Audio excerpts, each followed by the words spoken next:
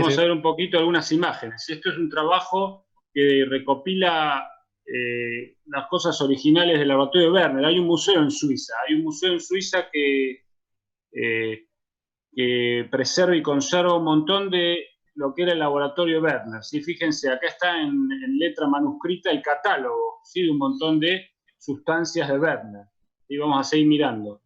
Hay más imágenes. Ustedes después las pueden encontrar. Fíjense, esto que está acá es una de las tantas cajitas con los compuestos. ¿Sí? Ven tubitos etiquetados. Estos son los compuestos originales que hicieron los estudiantes de Werner en el laboratorio. Esto se conserva en el museo. Fíjense qué prolijidad y qué metodología para ordenar todos los compuestos que prepararon.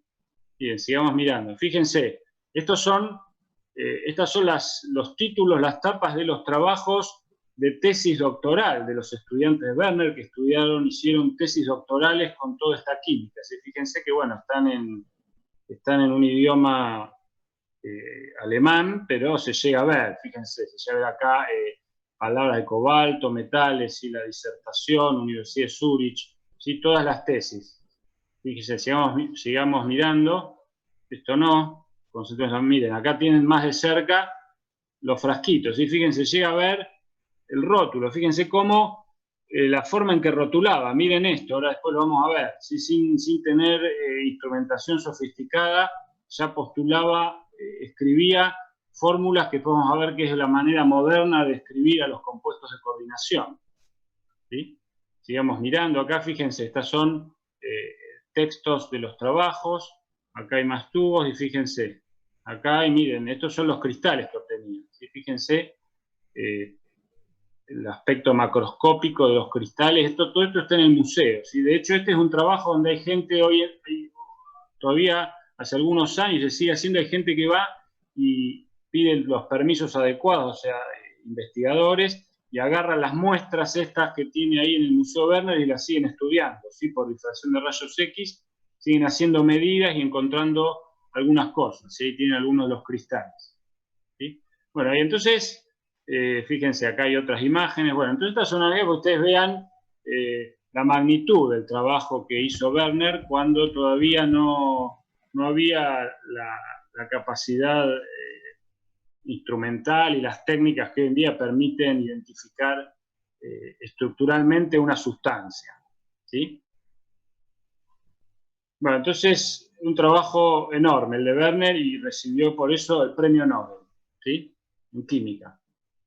Entonces veamos algunos ejemplos, esto vamos a pasar un poquito más rápido. Algunos ejemplos de sustancias, como vimos antes, se conocían hace un montón, no se sabía la estructura. Werner propuso la estructura y varios años después, cuando surgió la técnica de rayos X, efectivamente se confirmaron todas las predicciones de Werner, lo que le da una magnitud aún mucho más grande a sus trabajos, ¿sí? Pero esto ya lo habíamos visto un poco antes, ¿sí? Los acuacomplejos, ¿sí? De los cationes de los metales en solución acuosa formando estos acuacomplejos, es un ejemplo de compuesto de coordinación, ¿sí? Y es un ejemplo también de, por ejemplo, interpretar los compuestos de coordinación como un par ácido-base leve. ¿Se acuerdan que lo habíamos discutido? Si uno imagina que al catión por un momento así desnudo sería el aceptor de los pares de electrones y estas moléculas de agua serían el donor de pares de electrones, y esto uno lo podría imaginar como una formación de un par ácido-base de leves, ¿sí? Pero vimos también que las sales, si las sales, los acuoiones y las mismas sales están formando no solo los acuoiones, sino que las sales comunes que uno trabaja en laboratorio, por ejemplo el sulfato de cobre, también uno ve una fórmula escrita así, quizás me imagina, esto dice, bueno, esto es una sal, un sulfato de cobre, bueno, pero en realidad es un compuesto de coordinación, ¿sí? Cuando uno va y mira la estructura en la celda de unidad, identifica de vuelta un centro metálico con una esfera de coordinación bien definida, ¿sí? Otro ejemplo de otra sal, el sulfato ferroso, hidratado. Perdón, ¿Sí? perdón. Sí. Una pregunta. ¿En el sulfato Sí. de cobre, la unión entre el cobre y el sulfato no era puramente iónica? De vuelta, no te escuché bien la pregunta. En el sulfato de cobre, la unión entre el sulfato y el cobre no era puramente iónica. Bueno, ahora, digamos, hoy no nos vamos a dedicar a discutir en profundidad cómo es la unión, ¿sí? Cómo es el enlace, cómo es la interacción. Eso va a venir en las clases siguientes, pero un compuesto de coordinación no implica que desaparece interacción electrostática. Así que eso lo vamos a ver más adelante. Ahora, tu pregunta apunta a si el sulfato de cobre no es un sólido iónico. Vos, por ejemplo, lo querés comparar con, por ejemplo, cloruro de sodio. O Sí, sea que por a ejemplo. vos te llama la atención esta estructura acá. Que no Sí, sean, te llama la atención que no sean estructuras donde hay aniones formando una red y cationes ocupando huecos. exacto. Bueno, de alguna manera, ahora vamos a ver, en algunos casos, este es un caso al haber agua, fíjate que esta es una sal, una sal hidratada. ¿Sí? ¿Se acuerdan? La Sí, otra discutimos un poquito eso. Al ser una sal hidratada, bueno, aparece justamente estos acuocomplejos en la estructura, ¿sí? Y se aleja un poquitito de esa descripción. ¿Sí? Pero vamos a ver otro ejemplo donde esa descripción de aniones empaquetando una celda y los cationes yendo al hueco también conforman un compuesto de coordinación. ¿Sí? ok, gracias. Igual, digamos, eso por el momento lo dejamos medio en suspenso, ya lo van a retomar más adelante, la descripción de cómo es el enlace o la interacción, ¿sí? Los compuestos de coordinación. Acá, otro ejemplo, otra sal hidratada, sulfato ferroso, y si uno analiza la celda, reconoce en el empaquetamiento, reconoce los acuocomplejos, y acá los sulfatos haciendo de contraión. ¿Sí? Algunas aguas, yo creo que este ejemplo ya se los había mostrado otra vez, algunas aguas ocupando posiciones como moléculas libres, ocupando posiciones en la estructura sólida. ¿Sí? Bueno, y también fíjense, nos vamos a otro campo, ¿sí? Al campo más biológico, la hemoglobina. ¿Sí? La hemoglobina, que todos seguramente la escucharon mencionar, fíjense, es una, digamos, es una estructura de una proteína y tiene sitios activos. Y el sitio activo que está escondido acá, que acá aparece como un plato volador extraterrestre, esto es un esquema más caricaturesco.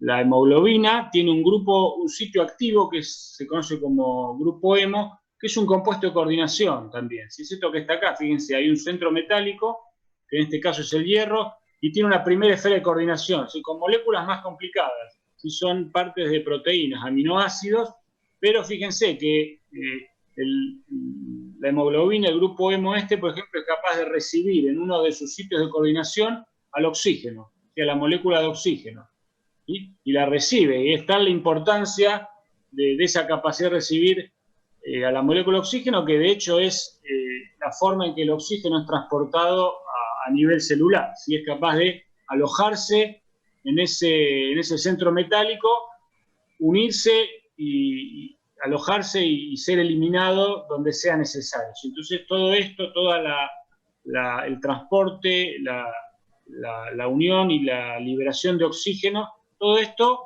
ocurre en este sitio hemo que no es ni más ni menos que un compuesto de coordinación. O sea que la química de coordinación, fíjense, impacta de lleno en química biológica, ¿sí? En sistemas biológicos. Acá tenía otro ejemplo, que acá viene la pregunta que me hacían antes, fíjense, de vuelta, una sal, esta es una sal hidratada. ¿Sí? Acá está el signo de interrogación porque en su momento yo no encontré la estructura, pero ustedes ahora que vieron, la otra vez les pasamos ese link, hay más ejemplos de dónde ir a buscar estructuras y ahora lo van a trabajar también en las clases de problema y en el taller, ustedes pueden indagar alrededor de esto, pero el tricloruro de cromo hexahidratado, fíjense, es un sólido verde y sin embargo el tricloruro de cromo anhidro, o sea, sin aguas de hidratación, es violeta. Ambos son cromos en esta oxidación 3+. ¿Sí? Tengan presente lo que vimos en metales de transición. Si ahora van a trabajar mucho más en las próximas clases la configuración electrónica de los metales de transición. ¿Sí? Eso, ¿qué pasa con sus estados de oxidación? ¿Cuántos electrones quedan en los orbitales D? Todo eso va a empezar a tomar un rol mucho más significativo ahora. Bueno, pero saliendo de eso, fíjense, este es violeta y este es verde. ¿Sí? Acá hay, metido acá adentro, hay aspectos de química de coordinación. ¿Sí? De hecho, el tricloruro de cromo acá está, es una celda. Si uno lo visualiza en 3 dimensiones, es una celda que uno puede escribir con aniones formando una red. De hecho, es un tipo de empaquetamiento de las celdas AB3. los cloruros formando la red y los cromos, los cationes yendo a los huecos, pero cuando uno mira en detalle lo que encuentra de vuelta es un centro metálico en un entorno de coordinación 6, ¿sí? Un entorno de coordinación que tiene una geometría bastante cercana Perdón, a a un mí se me está octaedro. cortando un poco, no sé si soy yo, capaz que... A mí no sé. ¿No se me No, escucha? se escucha bien acá. No, se ¿Ah, escucha sí? bien. Ah, perdón que sos vos interrumpí, entonces. perdón que interrumpí, no, por las dudas. Bueno, dale. Bueno, y otro ejemplo, sí que ya nos cruzamos la otra vez, sí, fíjense la magnetita, ahora es un óxido, teníamos sales, fíjense un óxido también, cuando uno mira la estructura del óxido reconoce centros metálicos de hierro en entornos de coordinación de número 6, o sea, con 6 primeros vecinos octaédricos, y también entornos de coordinación con número de coordinación 4, ¿sí? Entornos tetraédricos, y otro ejemplo de compuesto de coordinación. Bueno, y los compuestos de coordinación también, fíjense, en catálisis, ¿sí? Catálisis de una variedad enorme de compuestos orgánicos, moléculas orgánicas. Este es solo un ejemplo, ¿sí? Esto se llama es el catalizador de Ziegler-Natta, que ambos investigadores recibieron también el premio Nobel en 1963, y es un compuesto de coordinación, ¿sí? Fíjense, hay un centro metálico rodeado de una primera esfera de coordinación. Si no viene al caso ahora el detalle de qué son exactamente estas moléculas, son compuestos con carbonos e hidrógenos, pero estos compuestos de coordinación son los capaces de polimerizar el etileno, ¿sí? Que lo escribo acá, fíjense, es esta molécula, ¿sí? Son 2 carbonos con un doble enlace, y es capaz de agarrar estas moléculas y transformarlas en cadenas de carbonos con enlaces simples, y todos hidrógenos acá, polímeros unidimensionales infinitos, que bueno, que después tuvieron con el tiempo, tuvieron un impacto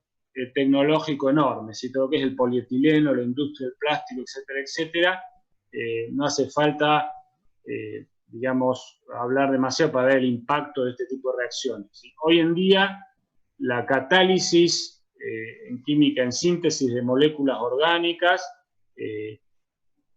digamos, está sustentada en su gran mayoría por compuestos de coordinación. Entonces, fíjense que encontramos los compuestos de coordinación en sistemas biológicos, con impacto tecnológico en catálisis, en óxidos, sales, etcétera, etcétera. Encontramos compuestos de coordinación por todos lados donde tenemos un metal, ¿sí? Principalmente un metal de transición, pero también con metales que no sean de transición, ¿sí? Bueno, este es otro ejemplo que también recibió el premio Nobel, ¿sí?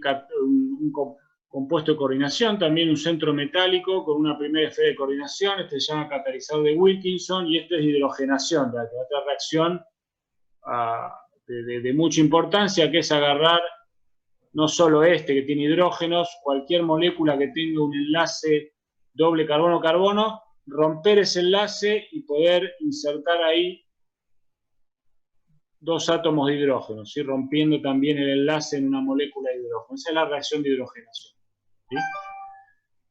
Bueno, entonces hasta acá fue como digamos, esto fue una introducción a los compuestos de coordinación, y como les decía antes, ahora vamos a formalizar un poquitito más cómo es que identificamos la presencia de un compuesto de coordinación, ¿sí? Y qué aspecto pueden tener. Y entonces, fíjense, los compuestos de coordinación también muchas veces son llamados complejos. Y la palabra complejo tiene un origen más bien histórico. A mí personalmente no me gusta llamarlos mucho complejos, pero reconozco que se usa mucho también. La palabra viene de justamente que originalmente eran sustancias complicadas, complejas, difíciles de entender, y bueno, de ahí viene el nombre complejo, ¿sí? Porque no se entendía bien cómo es que en esa fórmula experimental coexistía un metal y otras sustancias, y como no se puede identificar la estructura hasta los trabajos de Werner, bueno, se llamaba complejos. Entonces, complejos viene a ser un sinónimo de compuesto de coordinación, ¿sí? Y los compuestos de coordinación, fíjense, tienen la característica de cualquier otra molécula, ¿sí? O cualquier otro sistema. Pueden no tener carga total, carga neta, o sea, ser neutros. Un compuesto de coordinación o complejo puede tener una carga neta negativa, o sea, puede ser un anión, o puede tener una carga neta positiva, puede ser un catión, Y ahora vamos a incorporar este nombre que es muy importante, que hasta ahora por ahí lo habíamos usado en algún momento, pero sin formalizarlo. Y entonces un compuesto de coordinación complejo es un centro metálico y en esa primera fase de coordinación lo que tiene son las sustancias que se ubican ahí son ligandos. Y los ligandos son moléculas. Si son moléculas o aniones, ¿sí? O aniones monoatómicos. O sea, van a ver con el correr de las clases que casi cualquier sustancia puede transformarse en un ligando frente a un metal, ¿sí? Para conformar un compuesto de coordinación. Entonces, el ligando, que es la especie, la sustancia que se ubica en esa esfera de coordinación, pueden ser de las tres características también, neutros, o sea, pueden no tener cargas, el agua es un ejemplo de eso, pero el amoníaco también, por ejemplo, pueden ser aniones, como el cloruro, e incluso puede haber ligandos catiónicos, ¿sí? Que sean positivos. Acá hay un ejemplo, hay muchos más, de una especie, esto es NO+, ¿sí? o catión nitrosilo, que también es un ejemplo de un ligando positivo, ¿sí? Bueno, y entonces, una vez que conformamos el compuesto de coordinación con un centro metálico y los ligandos, nos vamos a encontrar con que pueden adoptar múltiples geometrías. ¿Sí? Esto que está acá es la geometría octaédrica con la que trabajó esencialmente Werner. ¿Sí? Él postuló, de hecho, él fue el que postuló por primera vez esta geometría para un compuesto de coordinación. ¿Sí? Y entonces, la geometría tiene asignada, la geometría define justamente la geometría, la disposición espacial de los ligandos respecto al centro metálico, y asociado a ella está lo que se conoce como número de coordinación.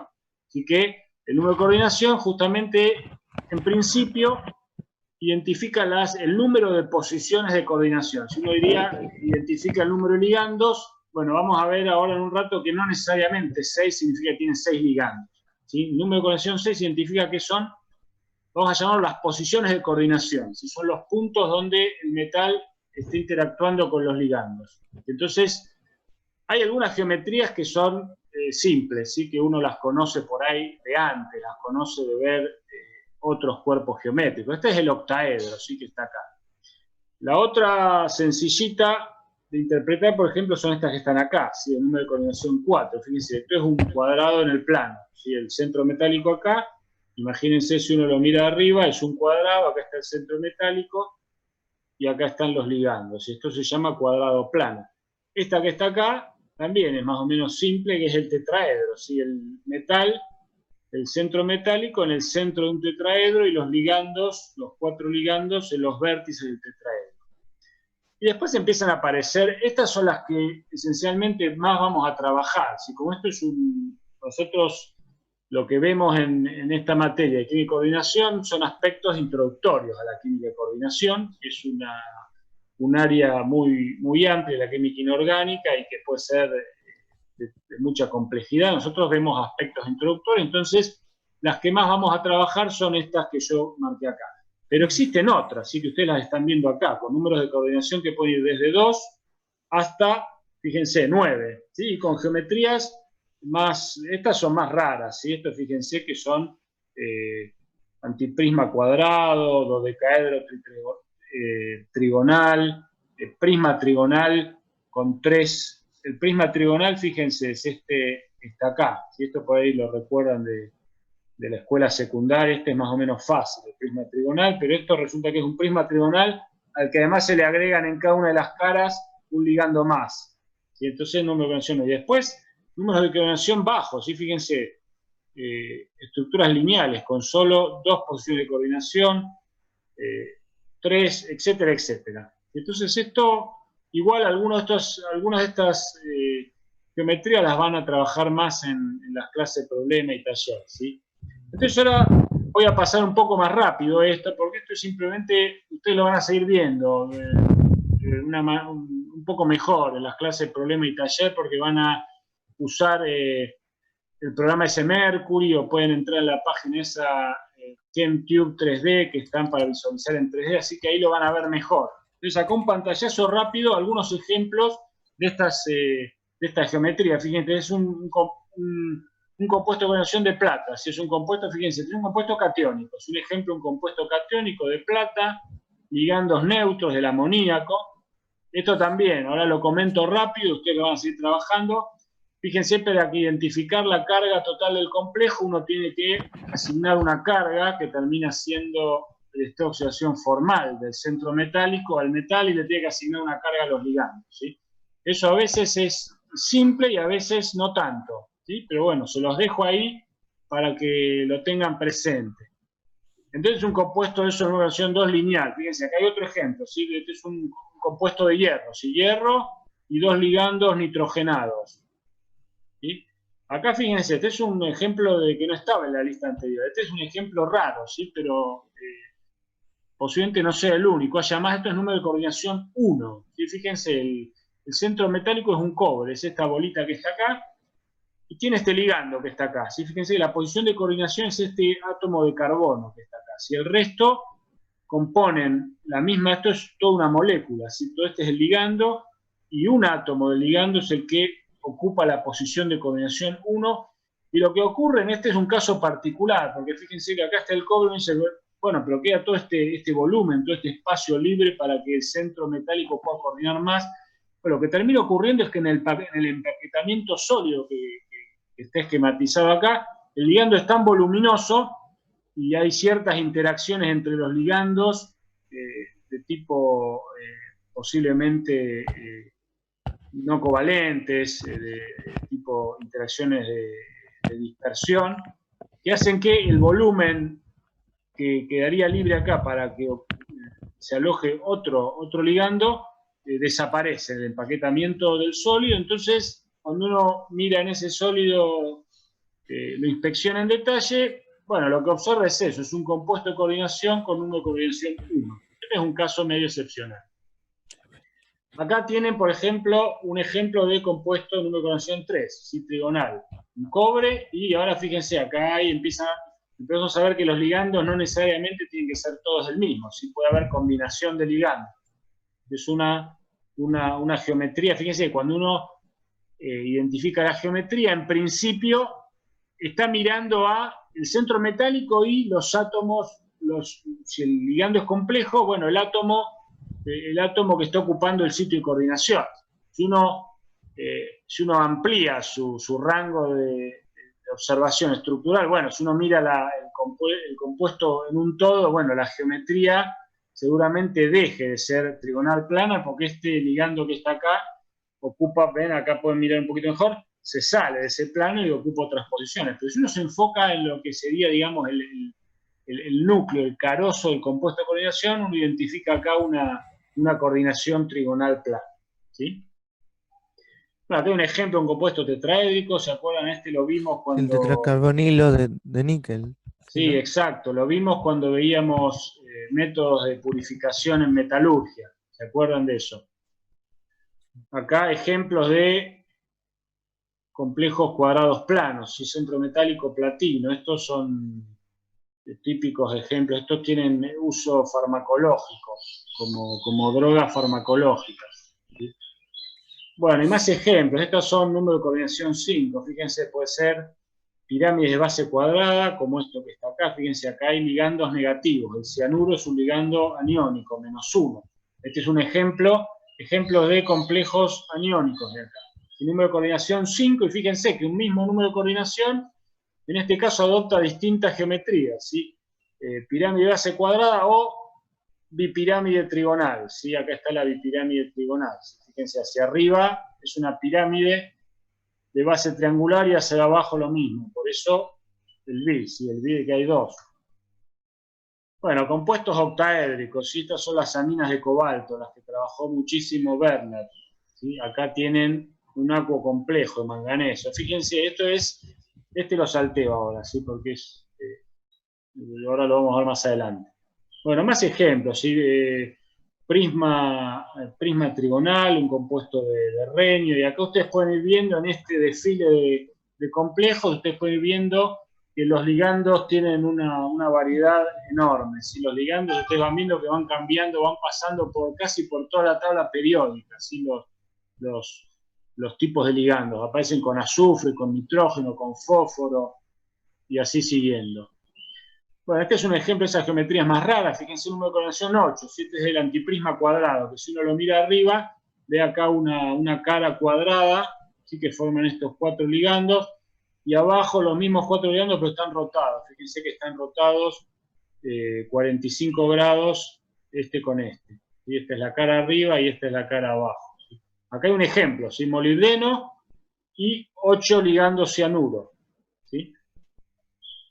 Bueno, y la cosa se puede complicar mucho más. Y hasta acá sería ejemplos de complejos compuestos de coordinación que tienen un único centro metálico. Pero puede haber compuestos de coordinación, y de hecho hay infinidad, centenares, miles, diría yo, que tienen más de un centro metálico, y ahí la cosa se pone mucho más compleja. ¿Sí? ¿Por qué? Porque al aumentar el número de centros metálicos en un compuesto de coordinación, la descripción estructural de la geometría se vuelve muchísimo más complicada. ¿Sí? Entonces, normalmente lo que uno tiene que hacer es identificar cada centro metálico y tratar de mirarlo. Por ejemplo, en principio uno lo mira, me paro acá en este níquel y lo miro. Bueno, este níquel tiene una esfera de coordinación compuesta por acá 1, 2, 3, 4, 5, 6. 6 ligandos. O sea, este níquel yo diría tiene número de coordinación 6. ¿Sí? ¿Cuál es su geometría? Y bueno, se parece a si uno lo mira acá, parece una geometría octaédrica. Si uno esquematiza así, haciendo este mamarracho, ahí parece una geometría octaédrica bastante distorsionada. ¿Sí? Y después pasa lo mismo con los otros níqueles. ¿Y qué es lo que pasa? Cuando los compuestos de coordinación tienen más de un centro metálico, lo que necesariamente ocurre es que hay ligandos. Fíjense, por ejemplo, este que está acá, y este ligando es esto. Si es un carbono con 3 hidrógenos unido a un oxígeno, si es un ligando de carga -1. Esto se llama metóxido, ¿sí? No viene ahora al caso mucho la discusión de este ligando, pero aparece el ligando y se llama ligandos puente. ¿Sí? Hay ligandos que son capaces de unirse, el mismo ligando unirse a más de un centro metálico. Recuerdan que ya habíamos visto esto cuando discutimos, por ejemplo, el anión dicromato, ¿sí? O cuando discutimos un poquitito así muy por encima los polioxometalatos. Esos eran ejemplos de compuesto de coordinación con ligandos puente. ¿Sí? Y hay más, fíjense, estos son solo algunos ejemplos, porque ustedes vean el aspecto estructural que pueden tomar compuestos de coordinación con muchos centros metálicos, ¿sí? Geometrías de todo tipo. Empiezan a aparecer aspectos, digamos, realmente estéticos, que tienen conformaciones, si uno los mira en un plano, figuras, que ya en algunos casos entran, digamos, entran en el área, muchas veces en el área del arte, ¿sí? Artística, porque se observan topologías realmente de lo más diversas. Fíjense, acá hay más, estos son manganesos, un montón de ligandos, acá tienen fíjense el tamaño que adquieren estas moléculas, y podemos seguir desfilando. Esta también, fíjense el número, acá hay 36 centros metálicos, una estructura que uno puede estar por ahí toda la tarde para tratar de entenderla. Fíjense, esto es un anillo, ¿sí? 84 centros metálicos, la estructura de un anillo, y esto es un anillo. Y fíjense, esto es un compuesto de coordinación también, ¿sí? Para que se sorprendan un poco, y hay muchísimos más, ¿sí? Entonces, hasta acá tenemos el compuesto de coordinación que pueden tener un solo centro metálico.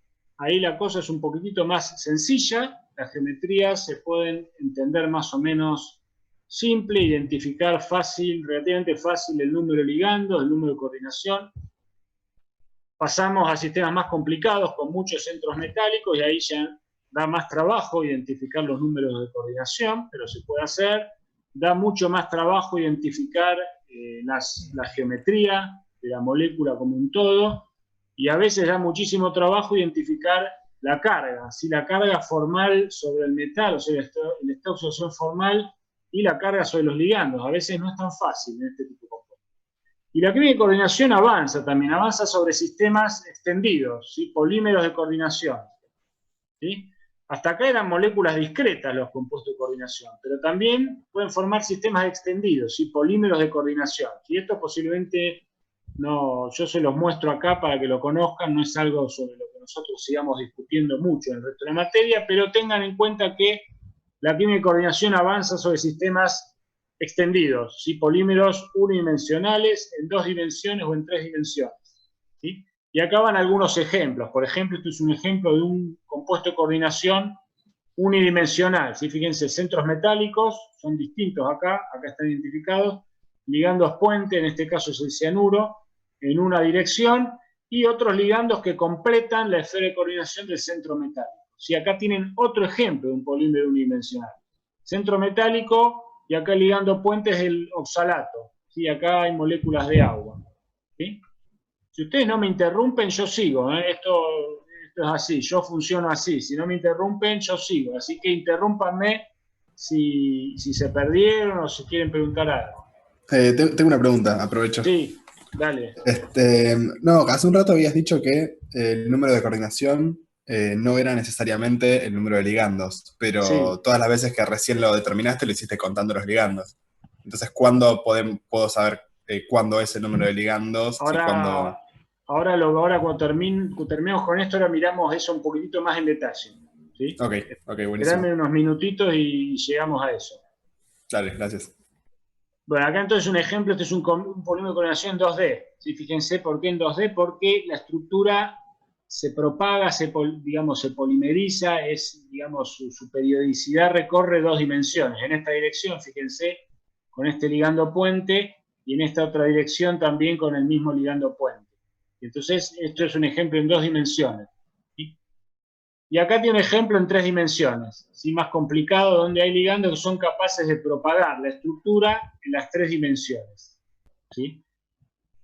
Y un ejemplo típico de polímero de coordinación tridimensional es el azul de Prusia, ¿sí? Ese que ya comentamos varias veces, ya se había encontrado, que típicamente tiene estas estructuras cúbicas con un centro metálico y el ligando que va conectando a los centros entre sí son cianuros. Y fíjense que cada tanto por ahí el azul de Prusia se interrumpe con alguna molécula de agua en el medio, o algunos azules de Prusia intercalan para compensar la carga total, intercalan cationes sodio acá en estos huecos. Pero básicamente los azules de Prusia son estructuras cúbicas donde hay centros metálicos con número de coordinación 6 y el ligando que los va uniendo a todos entre sí son cianuros. ¿Sí? Entonces, estos azules de Prusia, hoy en día, el azul de Prusia, propiamente dicho, es el que veíamos antes, es el que tiene los hierros, ¿sí? Hierro 2, hierro 3, ¿sí? Y su familia. Pero la designación azul de Prusia se extiende a toda esta familia. ¿Sí? Si uno ahora reemplaza el hierro por otros metales, también se los conoce como azules de Prusia porque estructuralmente están emparentados. ¿Sí? Y así como en su momento yo les mostré la perovskita, las espinelas, son sistemas que hoy en día siguen siendo muy estudiados porque tienen aplicaciones importantes, ¿sí? en dispositivos, en distintos materiales. Bueno, y otro ejemplo de un polímero de coordinación tridimensional son lo que llaman MOF. ¿Sí? Hoy en día una temática muy estudiada, MOF del inglés, Metal Organic Framework, que son polímeros de coordinación tridimensionales, pero con la característica que dejan cavidades grandes, ¿sí? De tamaños importantes, poros o cavidades, pueden ser canales, o fíjense acá un hueco en el medio. Lo que distingue a lo que se conoce como MOF es que son polímeros de coordinación tridimensionales con huecos, ¿sí? Con cavidades grandes en sus estructuras. ¿Sí? Entonces, como ya discutimos antes con otros ejemplos, tienen aplicaciones muy variadas, ¿sí? El aprovechamiento de esas cavidades. Bueno, y acá para terminar esto, fíjense, esto es un trabajo ya viejo, pero fíjense esto para que ustedes sigan sorprendiéndose. Incluso un gas inerte puede ser un ligando.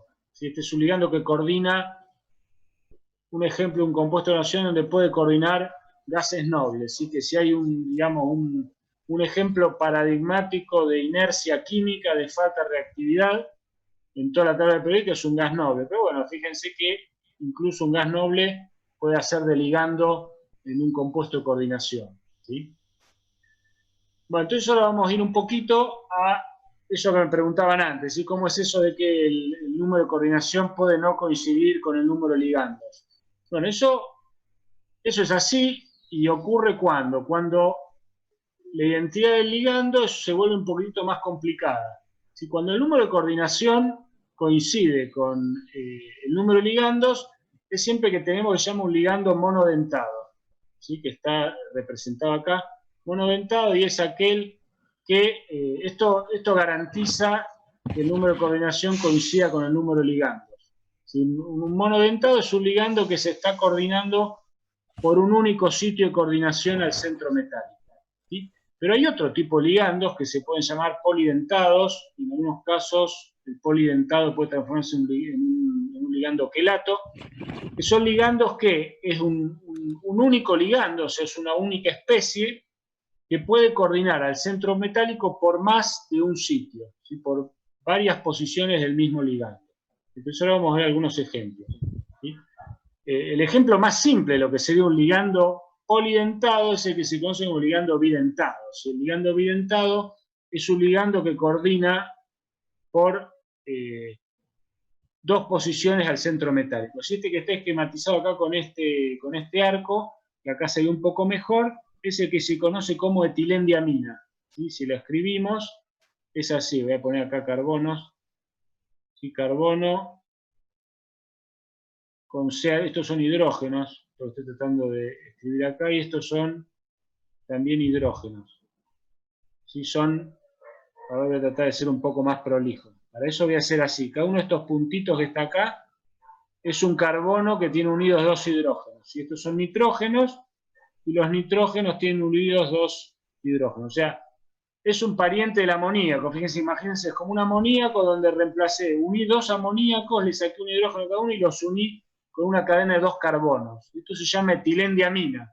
¿Sí? Etilendiamina, y puede unirse al centro metálico por sus dos átomos de nitrógeno.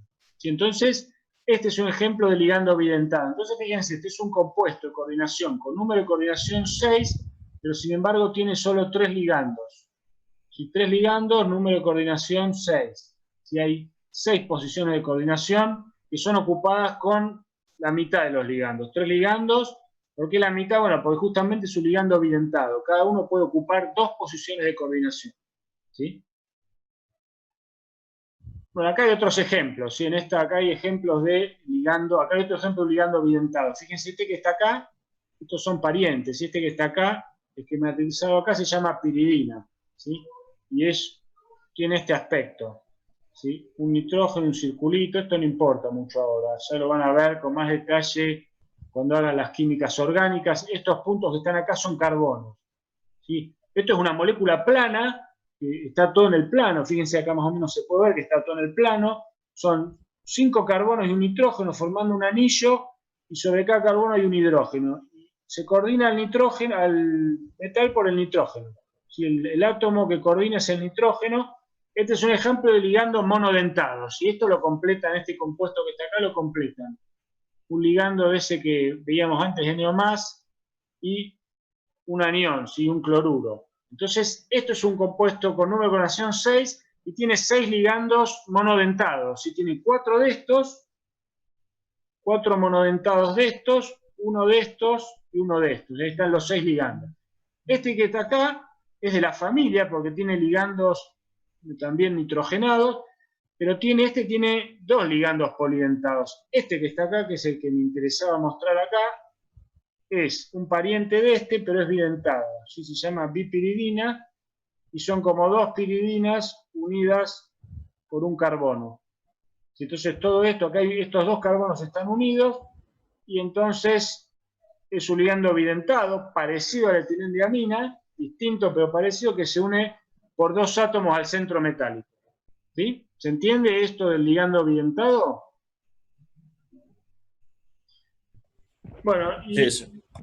los ligandos polidentados son aquellos que, bueno, el bidentado es un ejemplo de polidentado, el más simple. Ahora puedo tener ligandos, ahora después vamos a ver un ejemplo más, que funcionan como el bidentado, pero tienen más átomos que pueden coordinarse al centro metálico.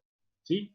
Y cuando uno tiene un ligando cuyo, digamos, que tiene muchos sitios de coordinación y todos ellos se coordinan al mismo centro metálico, bueno, estamos en presencia de un ligando que se llama quelato, ¿sí? Un quelato polidentado. Este es un ejemplo, ¿sí? Este está acá, EPTA, que es esta molécula que está acá, fíjense, es la base una de las bases conjugadas del ácido etilendiamino tetracético. ¿Sí? Fíjense, si lo miramos con un poco más de detalle, identificamos acá algo que se parece a la etilendiamina que les mostraba antes, y en vez de tener unido hidrógenos en los nitrógenos, tiene unidos, por decirlo de una forma medio chancha, ácidos acéticos. ¿Sí? El acetato, el ácido acético, tan utilizado por ustedes en química general. Este es el ácido acético, pierde un hidrógeno de acá, se queda con 2 y entonces se puede unir al nitrógeno que está acá. Entonces la etilendiamina con estos 4 ácidos acéticos se transforma en un ligando que potencialmente tiene estos oxígenos y estos nitrógenos para coordinar un centro metálico. Y fíjense, acá lo hace, de hecho, este es un compuesto de coordinación con número de coordinación 6, fíjense, 1, 2, 3, 4, 5, 6 posiciones de coordinación, un entorno que sería octaédrico, y todos esos átomos, esa posición de coordinación, corresponden a un único ligando, y es el ETA. Este ligando es flexible, si estos enlaces son suficientemente flexibles para que el ligando envuelva al cobalto. ¿Sí? Fíjense cómo se dobla, el ligando se va acomodando y logra ocupar las 6 posiciones de coordinación en un único ligando. ¿Sí? Esto es lo que se conoce como ligando quelato. ¿Sí? Es un quelatante, un ligando polidentado que envuelve al centro metálico. ¿Sí? Bueno, acá aparece una lista, ya que hay otros ejemplos de ligandos bidentados, muy, muy comunes, muy utilizados en... Sí, Nicolás. Una pregunta. Ayer, cuando estábamos viendo esto en el taller, dijeron algo que me generó dudas, pero dijeron que después usted lo iba a profundizar más, así que quería preguntarle. Me tiraron la pelota, sí. Bueno, no, o sea, era sobre esto de los bidentados en relación con los monodentados y sobre la entropía de... Sí, sí, ahora vamos a ver un ejemplo de eso, sí. Ah, Sí, ahora perfecto. vemos un poquitito, cuando veamos un poquitito lo que son las constantes de equilibrio, formación de complejos, ahí vemos ese aspecto termodinámico que Claro, sí, tiene lo relación con los termodinámico. ligandos quelato. Sí, perfecto. Sí, Bueno, dame unos segunditos. sí, Bueno, perdón, no entonces, sabía que le iba a dar, perdón, sí. dale, no hay problema. Bueno, acá hay otro, sí, acetilacetonato, un ligando que puede coordinar por estos 2 átomos de oxígeno. Si voy a ir un poquitito más rápido porque si no esto por ahí se pone tedioso. O sea, hay muchos de estos que son ejemplos que ustedes van a seguir viendo en los problemas. ¿Sí? Algo importante, algo a tener en cuenta en los ligandos bidentados que se llama, esto está ya ángulo de mordida. ¿Sí? Bueno, mordida porque es como que el ligando muerde al metal. ¿Sí? Hay que tener un poco de imaginación para entender la terminología. El ángulo de mordida que hace referencia a este ángulo es un ligando bidentado. Fíjense, esta cosa negra acá esquematiza un ligando bidentado, como el que vimos antes de etilendiamina. El primer ángulo de mordida es este ángulo, ¿sí? El ángulo que conforman el átomo, uno de los átomos con el metal y con el otro átomo. ¿Sí? Este ángulo se llama ángulo de mordida y cada ligando bidentado desde su diseño, desde su estructura, tiene un ángulo de mordida, ¿sí? Para el momento de coordinarse un centro metálico. Si no es lo mismo, según la rigidez que tenga este ligando, la flexibilidad que tengan los átomos que están acá, que permiten que esto se modifique, va a cambiar el ángulo de mordida y puede ser que ese ángulo de mordida le modifique su capacidad de coordinar como bidentado o no al centro metálico, o que le distorsione su geometría, o que esto sea tan tensionado que genere cierta reactividad. Hay un montón de aspectos alrededor del compuesto de coordinación que tienen vínculo con esta característica de un ligando bidentado que se conoce como ángulo de mordida. ¿Sí? Típicamente, digamos, lo importante acá es que ese ángulo no está libre de moverse. ¿Sí? En un ligando monoatómico uno puede imaginar, bueno, no un ligando monoatómico, es un ligando monodentado, uno imagina una cierta libertad del ligando para acomodarse en la esfera de coordinación. Un ligando bidentado tiene una restricción estructural del propio ligando, bueno, eso trae asociado este ángulo de mordida. ¿Sí? Bueno, acá hay una larga tabla que la voy a pasar rápido. Si ustedes la tienen ahí para estudiarla, que lista un montón de abreviaturas, lo que serían acá nicknames en la modernidad, abreviaturas para los ligandos, su fórmula, nombre, etcétera, etcétera. ¿Sí? ¿Cuáles son los átomos que pueden ocupar posiciones de coordinación? ¿Cuál es el tipo? Esta es una larga lista que la voy a pasear. ¿Sí? La paseo así, ustedes después la pueden mirar en más detalle. Bueno, entonces ahora vamos a esto que está vinculado a lo que me preguntaba Nicolás antes. ¿Sí? ¿Qué pasa con algún aspecto termodinámico de estos compuestos de coordinación? Un aspecto termodinámico muy general que da cuenta de, si quieren, cuál es las constantes de equilibrio asociadas a la formación de estos complejos y estos compuestos de coordinación. Uno puede escribir una reacción química de formación de un compuesto de coordinación a partir del centro metálico más los ligandos, ¿sí? Y uno puede escribirla, lo que se llama en pasos, si uno va a formar, por ejemplo, un compuesto que tiene, acá voy a escribir así ahora por un momento, que tiene 6 de estos ligandos, por ejemplo, podría ser la mina de cobalto, un cobalto y 6 amoníacos, ¿sí? Ml6. Uno puede escribir las reacciones que van formando ese complejo, la puede escribir en pasos, ¿sí? Primero se incorpora un ligando, a partir de ese compuesto que tiene un ligando le incorporo un segundo ligando, a partir de este y así sucesivamente hasta llegar al compuesto final. ¿Sí? Cada uno de esos pasos tiene asociado una constante de equilibrio, ¿sí? Que acá están escritas así como K, K1, K2, etcétera, hasta llegar al final. ¿Sí? En este caso sería K6. Y esa es una forma de escribir. Cada uno de estos pasos tiene una constante de equilibrio. La forma vinculada a eso de expresar la constante de equilibrio es lo que se conoce como constantes acumulativas. Así que, por ejemplo, si yo quiero escribir la que forma el que tiene el intermedio acá, que tiene 4 ligandos, es la que yo llamaría beta 4. Si es directamente ir del metal más 4 ligandos, ir a esta especie que está acá. Y el vínculo entre estas constantes y estas constantes es algo que ustedes ya vieron en química general, que es para obtener la ecuación que tiene vinculada el beta 4, que sería M más 4 ligandos para dar la especie con 4 ligandos. Esto esperen que lo tacho. Esta sería el beta 4. Esta reacción la puedo obtener sumando, haciendo la suma de las 4 reacciones que la preceden. Si yo sumo todas esas, y la reacción global que obtengo es esta que está acá, ¿sí? Ustedes ya saben que cuando yo sumo las reacciones, lo que vincula a las constantes de equilibrio es el delta G0, así que cuando yo estoy sumando las reacciones, sumo los delta G0 acá, y la suma de delta G, esto me da el delta G0 de la reacción global, y la suma de delta G0 trae aparejada que las constantes de equilibrio se multiplican.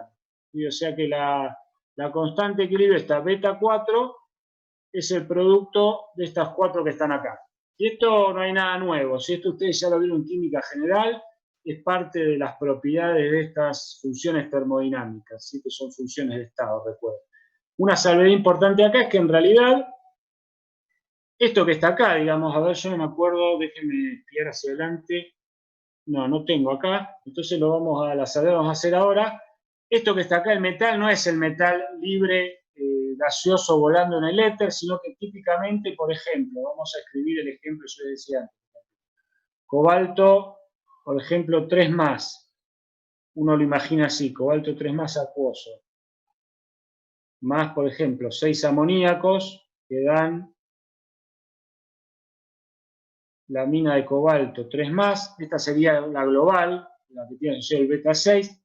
En realidad, esto que está acá, lo que acá está explicitado como M, en realidad ya es un complejo, un compuesto de coordinación en sí mismo. Si ya vimos que el catión acuoso son los acuocomplejos. Entonces esto en realidad yo lo tengo que escribir mejor así, ¿sí? Y en realidad esto no es tan simple, si esto ya lo van a ir discutiendo en el resto de la materia. Este que está acá es este, ¿sí? Pero en realidad esta reacción, de hecho, en la práctica no se prepara así esta especie. Si ustedes recordarán, vimos que el acuo complejo de cobalto 3 es inestable intrínsecamente en solución acuosa porque reacciona frente al agua y la oxida. Si la oxida, liberando oxígeno y se reduce el cobalto a cobalto 2. Pero dejando de lado eso y centrándonos en un aspecto termodinámico, nosotros podemos describir igual esta reacción, aunque no ocurra así como está acá. Lo que quiero destacar es que en realidad estas constantes hacen referencia a una reacción que en realidad, lo van a ver más adelante, se conoce lo que se llama como un intercambio de ligandos. ¿Sí? Lo que está ocurriendo es que el cobalto intercambia sus aguas por amoníaco. Entonces estas reacciones de formación de compuesto de coordinación en realidad no son reacciones que se forman a partir del metal libre, desnudo, porque no existe como tal, salvo quizás en un experimento donde yo lo atomizo en fase gaseosa al metal, existe formando otra especie de coordinación. En particular, los cationes acuosos están formando los acuocomplejos. Y entonces estas reacciones hacen referencia al intercambio de ligandos. Y entonces si yo voy a comparar estas constantes de formación entre distintos complejos, no hay que perder de vista que en realidad estoy comparando las reacciones que intercambian ligandos entre esos complejos. ¿Sí? Estas constantes muchas veces se escriben en este sentido, o sea, donde el complejo se forma, y ahí se llaman constantes de formación, muchas veces con una F, y a veces están escritas al revés, ¿sí? Como si se escriben en el otro lado se llaman constantes de estabilidad o reciben otros nombres. ¿Sí? Pero tengan presente, siempre esto es general para cualquier reacción química que tenga una constante de equilibrio, a prestar mucha atención a cómo está escrita la reacción. Si una constante de equilibrio tiene que ir siempre acompañada con su ecuación química. ¿Sí? Si no, no sé de qué estamos hablando. ¿Sí? Entonces, si ustedes van a encontrar una constante que vale 10 a la 40, bueno, es un proceso, una reacción que está muy favorecida. Hay que ver cómo está escrita para saber cuál es la reacción que está favorecida. ¿Sí? Bueno, y ahora sí, yendo a lo que preguntaba Nicolás antes, hay un aspecto vinculado a estas constantes de ecuación y se conoce como efecto quelato. ¿Sí? El efecto quelato tiene un origen entrópico y está ilustrado acá. Esperen que admití a alguien y perdí el lápiz. Ahí está, el efecto quelato está vinculado a un factor entrópico. Y esta es una forma simple de, digamos, y el efecto quelato hace referencia a una constante de formación inesperadamente grande comparada a lo que sería un compuesto similar. Fíjense, lo ejemplifico para que se entienda mejor. ¿Sí? Fíjense, esta es una reacción como las que yo les mostraba antes, donde a partir del agua complejo intercambio ligandos y formo este que está acá. Se incorpora una etilendiamina. Recuerden, la etilendiamina es esta que está acá. Incorporo y obtengo este complejo. Y acá abajo está escrito una reacción similar, donde intercambio para el mismo complejo, acuo complejo y cobre 2, intercambio también dos aguas, pero para poner dos amoníacos. ¿Sí? La etilendiamina y el amoníaco están muy emparentados, ¿sí? Porque fíjense que se parecen mucho, ¿sí? O sea que desde el punto de vista de su interacción, que ahora, insisto, no vamos a discutir eso en esta parte, su interacción con el centro metálico, uno espera que sea muy similar. O sea, la interacción, la fuerza que tenga ese enlace, esa interacción de coordinación, uno imagina que va a ser muy parecida, porque estructuralmente, desde la estructura electrónica, el amoníaco se parece mucho a este NH2 que queda acá. Entonces, desde ese punto de vista, uno descarta que en esta reacción haya cambios apreciables en lo que sería la contribución entálpica al delta G0 de esta reacción. ¿Sí? Pero ¿qué pasa con la contribución entrópica? Fíjense, es muy distinta la contribución entrópica, es muy grande cuando uno cambia un ligando monodentado por un ligando que puede ser quelato o puede ser polidentado, en este caso bidentado.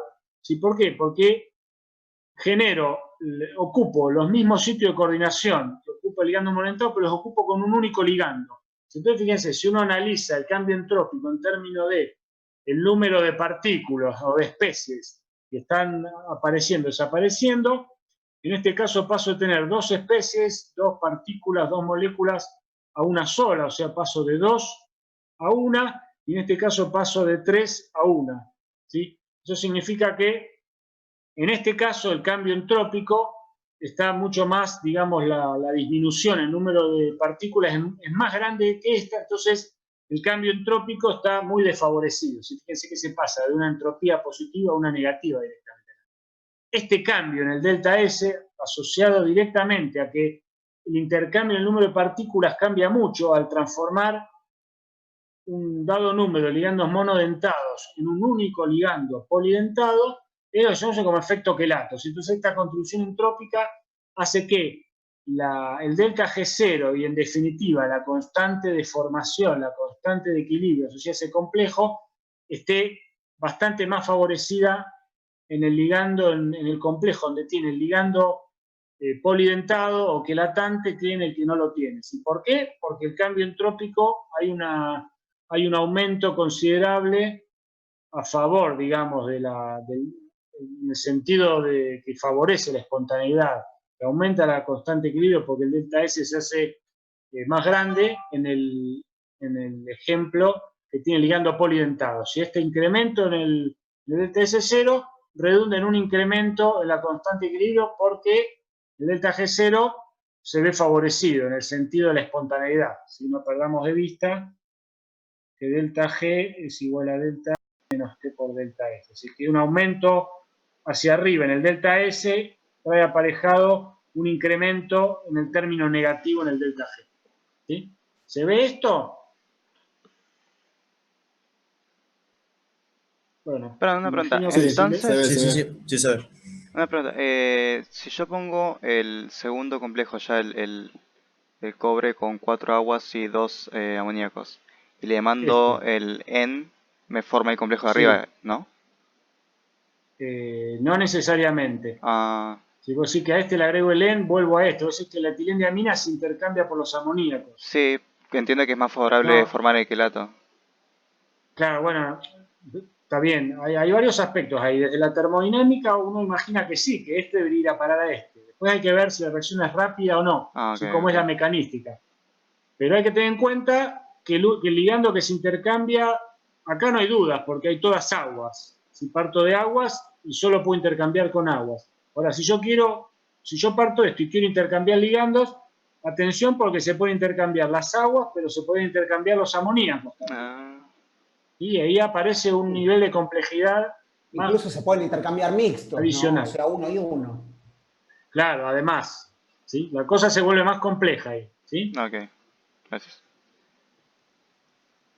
Bueno, esto lo voy a saltear porque es muy aburrido. Si se los dejo, cualquier cosa... Es lo más importante. No, cualquier cosa después lo consultan, ¿sí? Para optimizar tiempo que no nos sobra, esto lo voy a... Como la nomenclatura está acá, la voy a saltear, ¿sí? Vamos allá a la última parte. Si quieren, hacemos un breve descanso de 5 minutos antes. Si hagamos un descanso de 5 minutos y ahora hacemos la última parte que es esto de isómeros, ¿sí? Vale.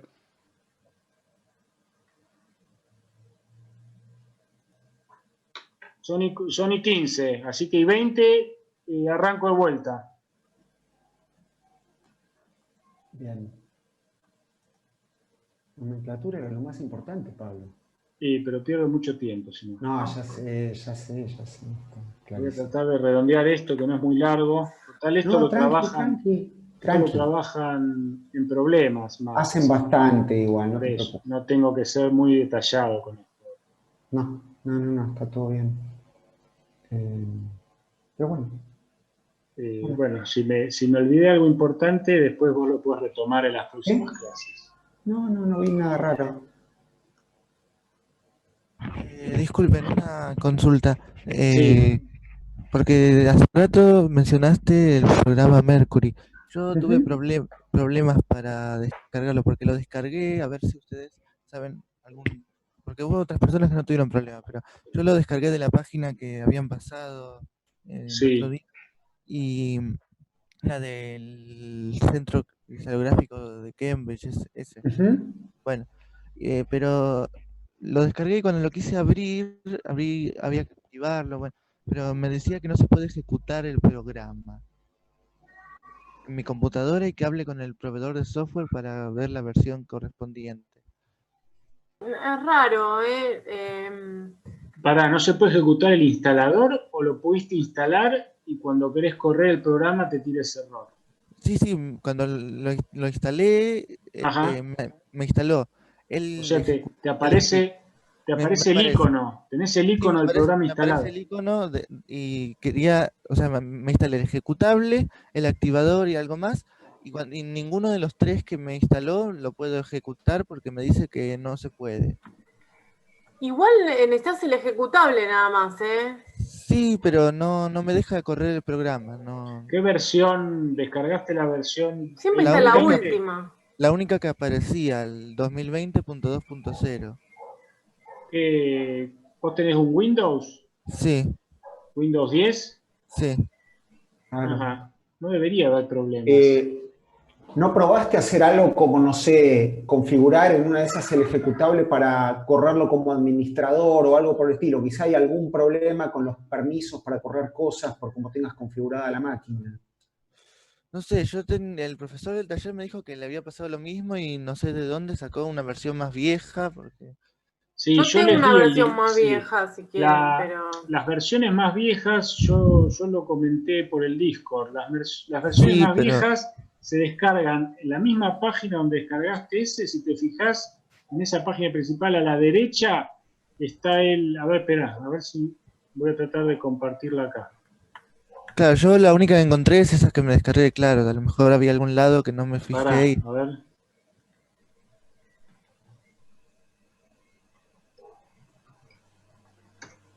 Igual la última versión, si tenés Windows 10 y todo eso, debería andarte, pero... Escúchame, yo tengo acá en mi máquina, ¿sí?, una versión que es la 4.1.3, que es viejísima y anda bien. Sí. Y tengo el instalador. Si querés lo puedo poner en Dropbox y darte un link para que lo bajes y pruebes eso. ¿Querés intentar eso? Capaz que esa, yo tengo la anterior, la Mirá, acá... 2020.1, no sé si una tan, no sé, capaz que viste... A ver, la 4.1.3 es de agosto del 2019, tampoco es tan vieja, ¿eh? Perfecta, Acá sí, claro, yo pensé estoy... que era anterior. Acá estoy Una cosa que tiene que ver con- compartiendo. ¿Se ve lo que estoy compartiendo? Sí, se ve, sí. Sí, Bueno, sí. vos fuiste acá, ¿no? Sí, ahí Bueno, vas. Sí, mirá, ¿ves sí, este botón? Este botón que está acá. sí. Si vos venís acá y lo picás, acá tenés las... Ah, yo apreté en ese que dice Mercury Ah, me dice tengo que Incorporating. estar logueado. Claro, yo estoy lo primero que logueado. hice, porque no me permitió, es crearme una cuenta. Y Pará, la me, otra vez esto me me aparecía. registré y todo eso, y después ahí me apareció, me permitió. No sé por qué ahora no me lo muestra, pero debería mostrármelo. De hecho, estoy logueado. A ver, acá te muestra la lista, pero ahora falla. No sé por qué. Ah, no, acá. Claro, yo apreté en ese. No, esta es Mercury la nueva. No, pero acá este Claro, botón, bueno, falló. Puede fallar. La otra vez entré y está la lista, te despliega las versiones viejas. claro, pero yo, bueno, lo único que... Si estoy lequeado. Escúchame. No, ¿dónde? Si cliqueo, ¿dónde? No, esta es la... Ah, acá están. Gracias. Acá están. Entrás acá y acá te las muestra, ¿ves? Igual Leo dice que tiene una y te la puede pasar. Espera, Estas te son las más paso viejas. ya el link por el chat. Dame un segundo que Sí. pueda hacerlo, porque esta máquina no me deja. A ver, déjame probar acá. Probá a bajar esto que baja directo de mi Dropbox y deberías poder instalarlo.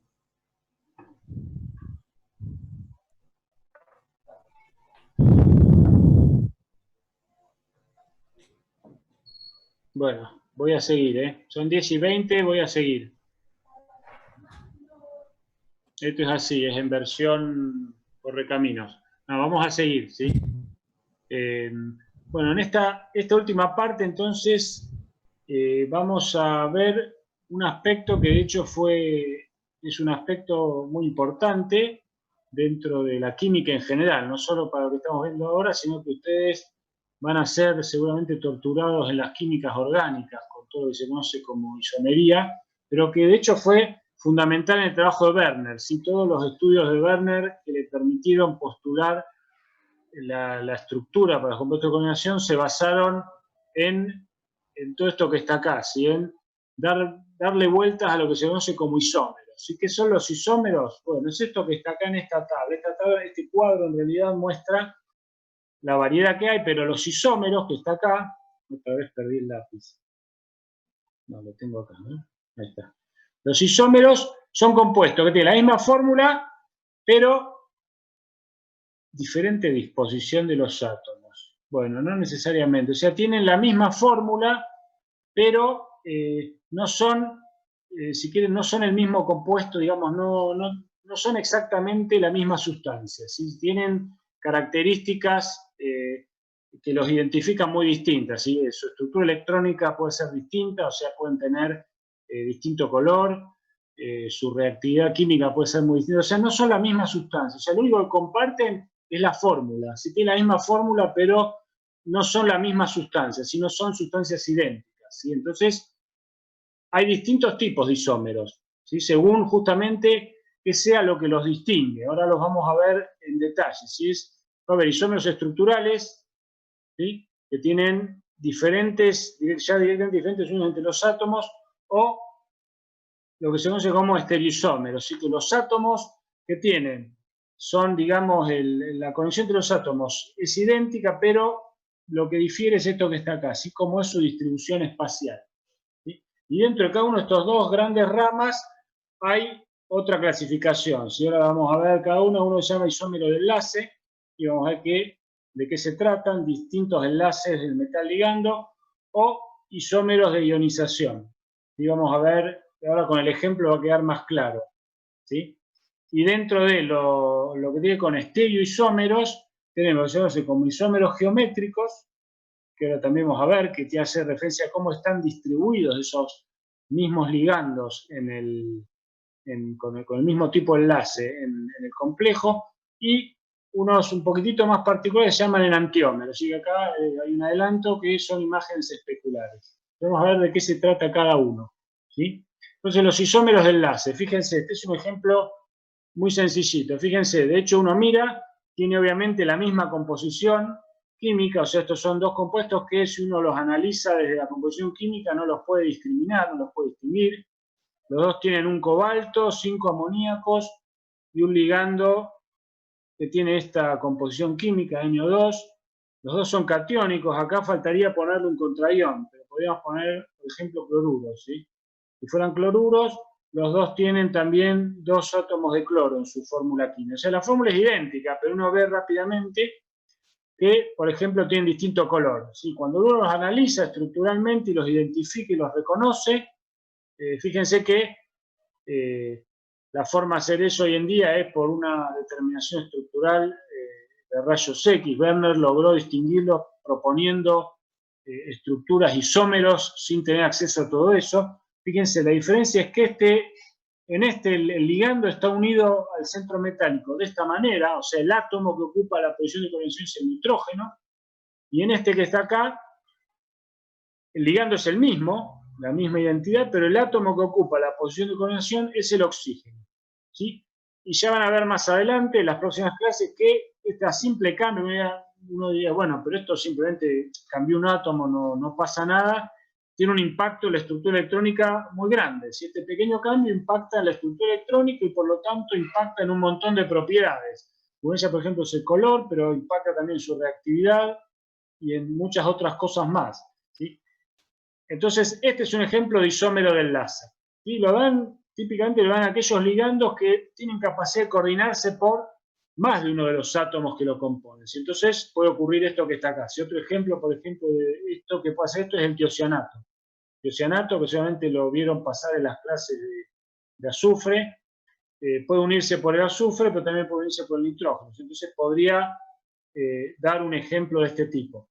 Entonces, este ligando, por ejemplo, nos salteamos recién la nomenclatura, pero cuando se coordina por el nitrógeno se lo llama nitro, y cuando se coordina por el oxígeno se lo llama nitrito. Entonces, este es un ejemplo de isómero enlace. Isómero de ionización. ¿Sí? Este es un ejemplo de isómero de ionización. Fíjense qué es lo que pasa acá. Lo que pasa acá es que tenemos, de vuelta, siempre en todo esto isómeros, la fórmula química es idéntica, son indistinguibles desde la fórmula química. Si la diferencia está, hay que mirar adentro del compuesto para reconocer por qué son sustancias diferentes. Este que está acá son las 2 aminas de cobalto, este tiene 5 amoníacos, de todos los amoníacos de la fórmula. Tiene 5 amoníacos, el de esfera de coordinación, un bromuro, Eso completa las 6 posiciones de coordinación. Y el sulfato es el contraión. Es un complejo catiónico, el sulfato es el contraión.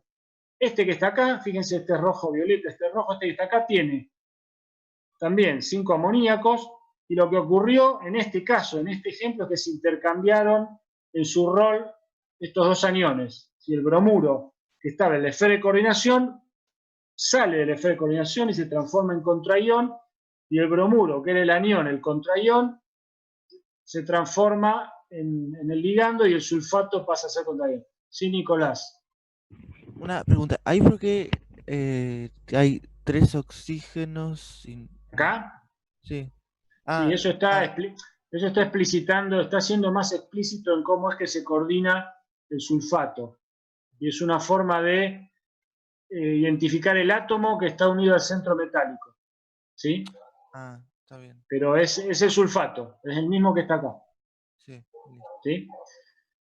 Bueno, entonces esto es lo que se llama isómero de ionización. ¿Sí? ¿Por qué ionización? Porque hace referencia que digamos, al rol que cumple el contraión. Si el contraión se intercambia con un ligando, intercambian roles. Si un ligando que está coordinado pasa al contraión y un contraión pasa a ser ligando. ¿Sí? ¿Se ve esto? Muy bien. Pablo, Siguiente, ahora vamos entonces. Pablo, ¿puedo interrumpir? ¿Podés poner un segundito de la transparencia atrás? Un comentario a la que mostraba los isómeros de ionización. Un comentario que... Ionización. No, el complejo de cobalto, el isómero ahí, ese. Un comentario de cosas que nos van a pasar de acá en más. Estrictamente hablando, esta categoría de isómero de ionización existe. La sustancia que está a la izquierda no es la misma que la que está a la derecha, aunque la fórmula parece ser la misma. ¿Sí? Cuando uno mira ahora las conectividades entre las distintas partes de la molécula no son las mismas. En el caso de la izquierda, el bromuro está unido al cobalto. En el caso de la derecha, el bromuro es el contraión. ¿Sí? Sin embargo, nosotros vamos a trabajar la mayor parte del tiempo en solución acuosa y vamos a poner nuestro ojo en el complejo, en el compuesto de coordinación, y el otro es simplemente un contraión que está ahí para compensar la carga, porque la verdad que no podemos tener materia eléctricamente cargada. ¿Sí? Con lo cual, nosotros vamos a mirar a la sustancia de la izquierda y vamos a decir que es el complejo cobalto-pentamino-bromo. ¿Sí? Y cuando miremos la de la derecha vamos a decir que es el complejo cobalto-pentamino-sulfato, independientemente del contraión, porque podría ser ese o cualquier otro con tal de que compense la carga.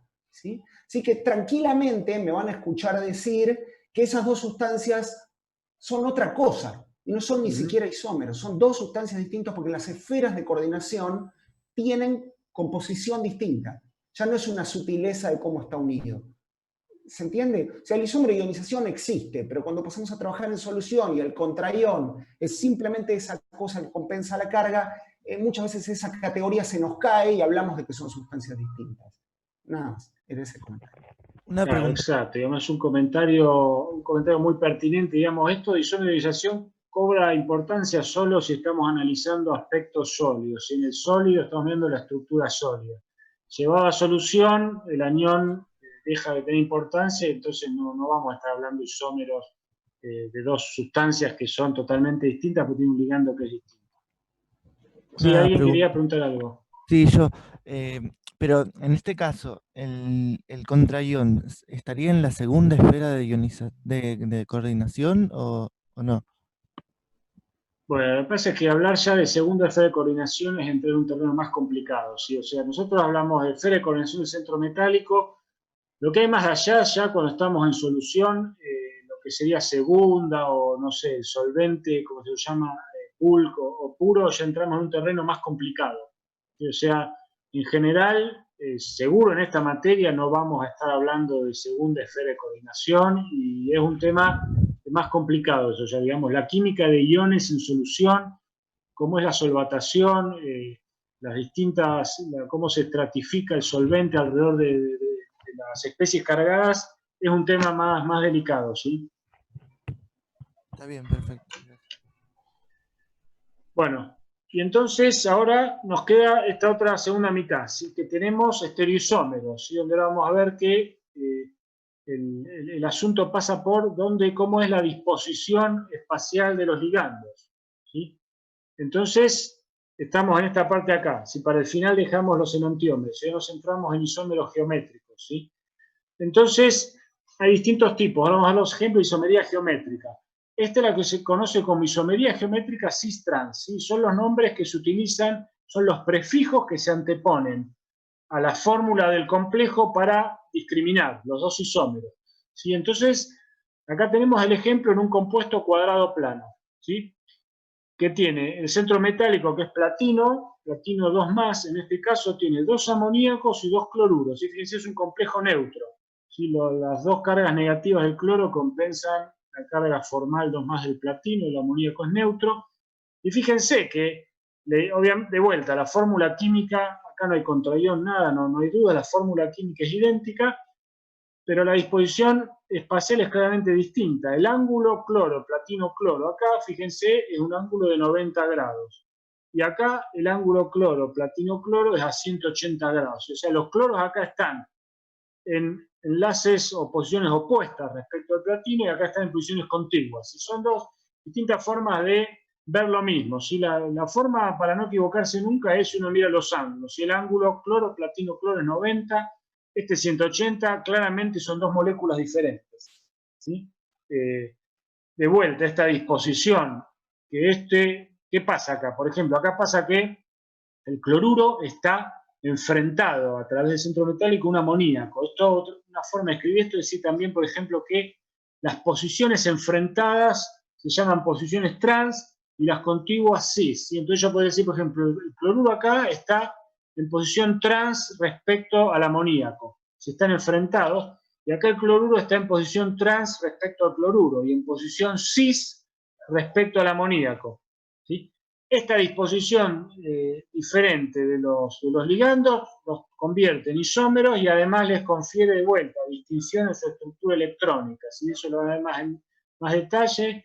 Desde el punto de vista de la distribución electrónica en la molécula, no es, en este complejo no es lo mismo que los cloros estén cis que los cloruros estén trans, ¿sí? Este es un ejemplo, uno de los típicos ejemplos de isomería geométrica cis-trans. Otra Una isomería pregunta. geométrica. Sí. ¿Solo se analiza un par o se analizan todas las posibles interacciones entre...? Ahora vamos a ver otros ejemplos de cis-trans con más ligandos, ¿sí? Pero típicamente cuando hay pares es muy simple, alcanzan con No, pero mirar. digo, Sí.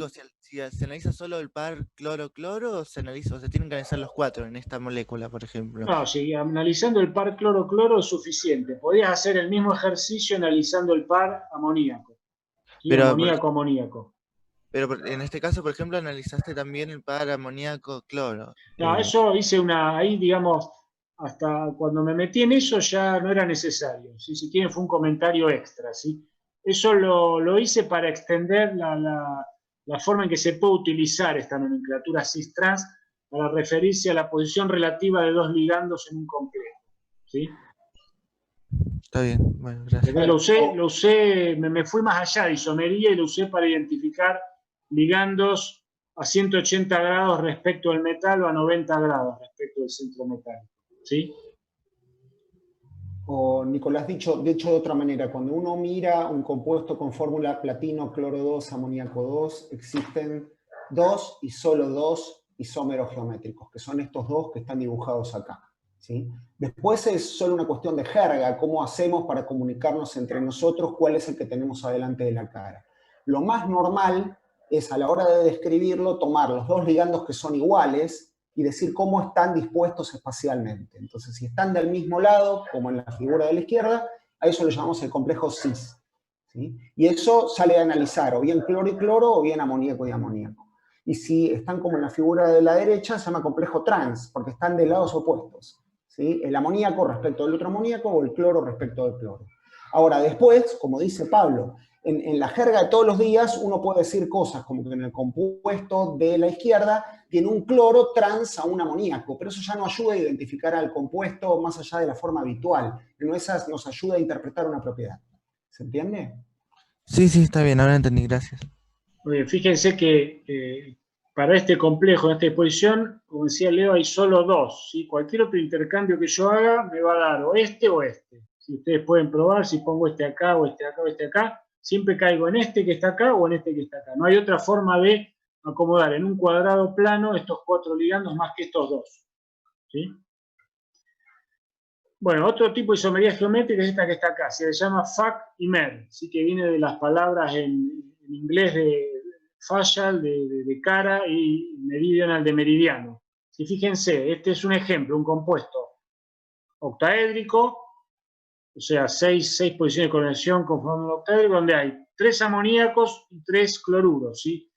Y acá, de vuelta, digamos, si uno quiere distribuir, si uno hace el ejercicio de acomodar en un octaedro los 3 cloruros, los 3 amoníacos, y los va probando en las distintas posiciones, hay solo 2 maneras que dan 2 compuestos diferentes, que son isómeros geométricos, de FAC y MER, que son estas dos. Y cualquier otro intercambio que yo intente hacer entre cloros y amoníacos, siempre me da o este que está acá o este que está acá.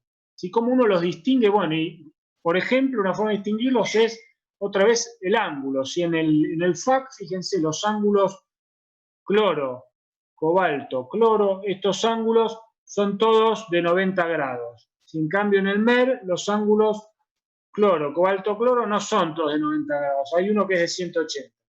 En realidad, la forma de identificarlos hace referencia al nombre. ¿Sí? Fíjense, el FAC está ocupando una de las caras, los 3 ligandos que estoy mirando idénticos, que pueden ser los cloruros o los amoníacos, están ocupando la misma cara, una misma cara del octaedro. ¿Sí? En cambio, el MER están ocupando lo que sería el meridiano, ¿sí? Del octaedro que está acá. No están los 3 en una única cara del octaedro. ¿Sí? Esa es la forma de distinguir el isómero FAC del isómero MER. ¿Sí? Y son los únicos 2 isómeros geométricos que yo puedo formar para esta composición, ¿sí? 3 y 3, 3 ligandos iguales y 3 ligandos iguales. ¿Sí? ¿Se ve eso?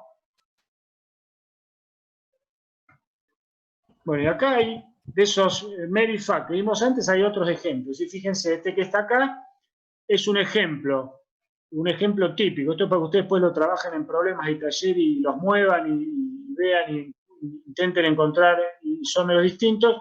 Este es otro ejemplo, isómeros cis y trans. Si uno tiene una geometría octaédrica con 4 ligandos iguales entre sí y otros 2 distintos de A, pero iguales entre sí, aparecen estas únicas 2 posibilidades de encontrar isómeros, ¿sí? De distribuirlos y que me den 2 especies distintas, o sea que son isómeros, que es justamente la que deja a los 2 átomos B en posición cis o a los 2 átomos B en posición trans. Si acá, por ejemplo, lo que discutíamos antes, esta es la forma sencilla porque si yo me pongo a mirar las posiciones relativas de 4, es más complicado que ver rápidamente la posición relativa de los 2 que son iguales. Entonces acá puedo obtener solo estos 2 isómeros, ¿sí? El cis y el trans, donde uno hace referencia al ligando B en posición cis o en posición trans.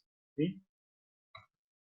Bueno, hay más ejemplos, ¿sí? Acá hay ejemplos de MER y FAC, ¿sí? Fíjense, acá está el ejemplo genérico y acá este es el que veíamos antes, este es idéntico al que veíamos antes. ¿Sí? Fíjense cómo los distingue, y bueno, acá los 3 que son los 3 cloruros, pero lo podría hacer con las 3, estas son fosfinas.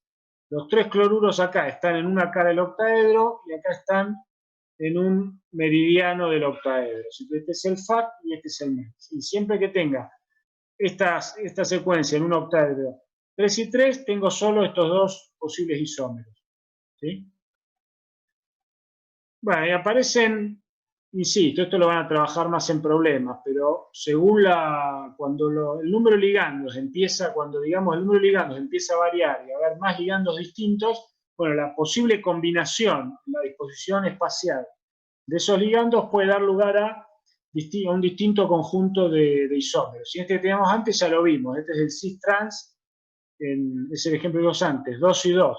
Pero uno puede tener cis-trans también en 2, ¿sí? Y estos 2 que son distintos, bueno, no juegan un rol, no hacen demasiada cosa, ¿sí? Acá o pongo los 2 que son iguales en posición cis, o pongo los 2 que son iguales en posición trans, e intercambiar este con este y este con este, para esta conformación cuadrado plana, es lo mismo. Fíjense que yo pongo el B acá a la derecha o el C a la izquierda pensando que generé un isómero distinto, en realidad es el mismo. Lo único que tengo que hacer es rotar, dar vuelta a la molécula alrededor de este eje y voy a recuperar la misma molécula que tenía antes.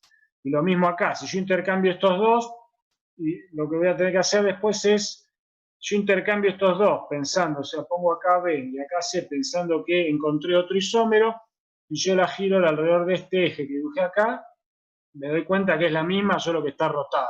Así que está rotada a 180 grados alrededor de este eje.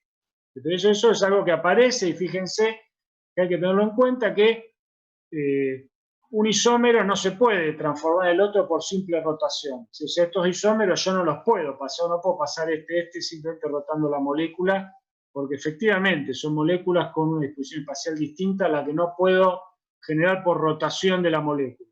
¿Sí? Acá hay ejemplos de isomería cis-trans para, perdón, no hay ejemplos de nada, estas son, sí, son ejemplos de isomería cis-trans más complicadas. ¿Sí? Fíjense que acá lo que tengo, como los 4 son distintos, me es más fácil identificar los distintos isómeros según la posición relativa de los distintos pares. ¿Sí? Fíjense que este sería un complejo metal y 4 ligandos distintos, ¿sí? 4 ligandos monodentados distintos, ¿sí? Todos los complejos tienen la misma composición, pero su disposición espacial es distinta. Si no puedo transformar uno en el otro rotando la molécula. Fíjense, la forma fácil es utilizando esto que veíamos antes. ¿Cómo están? ¿Cuáles son los ligandos opuestos? ¿Sí? O sea, los que están en posición trans, uno respecto al otro. Acá está A trans respecto a C. Pero acá está A trans respecto a D y acá está trans respecto a B. Y no puedo formar más que estos que están acá. Si yo intento intercambiar, me voy a dar cuenta que termino en alguna de estas 3. ¿Sí? Para reconocer eso hay que estar jugando un poquitito con los dibujitos, poniéndolos y comparando y asegurándome que si yo giro la molécula, la roto de alguna manera, no recupero la misma molécula que yo creía que estaba generando un isómero por intercambio de los átomos. ¿Sí? La forma, uno puede trabajar en el papel, a veces es fácil, si uno puede generar estructuras tridimensionales con algún programa y girarlas y moverlas, es más fácil a veces reconocer los isómeros. ¿Sí? Bueno, y el último, y con esto Una pregunta. Sí. Del anterior. Sí. Ahí determinaste que A era trans contra B, pero podría haber sido otra cosa, por ejemplo, D trans contra C. Sí, de vuelta, vos acá elegís el que querés. Si yo acá está todo hecho respecto a A, puedo hacer lo mismo respecto a D. ¿Sí? Entonces este sería D trans respecto a C, D trans respecto a B y acá D trans respecto a A. Y para cualquiera que elija es el mismo trabajito. ¿Y tiene que ser siempre trans? No me genera isómeros distintos. Los únicos 3 son estos. ¿Sí? Sí, ya sé, pero digo, ¿podés hacer algo cis o tiene que ser con trans en este caso? Y lo más fácil es hacer trans, pero podría hacerlo cis perfectamente y vas a llegar a la misma conclusión. Pero perdón, con los cis puede surgir ambigüedades. Mirá el de arriba, o sea, el 44 y el 45. Los dos tenés B y C cis y A y D cis, sin embargo, son isómeros. ¿Está bien? Claro. Está bien. Claro, lo podés mirar, pero pasa eso. Fíjate que estos son isómeros. Lo que pasa es que ahí tendrías que mirar en realidad cuál es la posición. Terminás necesitando utilizar un tercer átomo para referenciar. ¿Sí? Porque si no, caes en una trampa. ¿Sí? Sí, bueno, y el último, que son los enantiómeros. ¿Sí? Si quieren, es el más complicado porque los enantiómeros son las imágenes especulares. ¿Sí? Acá es donde venía el tema de la mano. Un enantiómero son 2 isómeros que tienen la misma que no... Ahora, fíjense, este es un caso de enantiómeros, ¿sí? ¿Cómo me doy cuenta que son enantiómeros?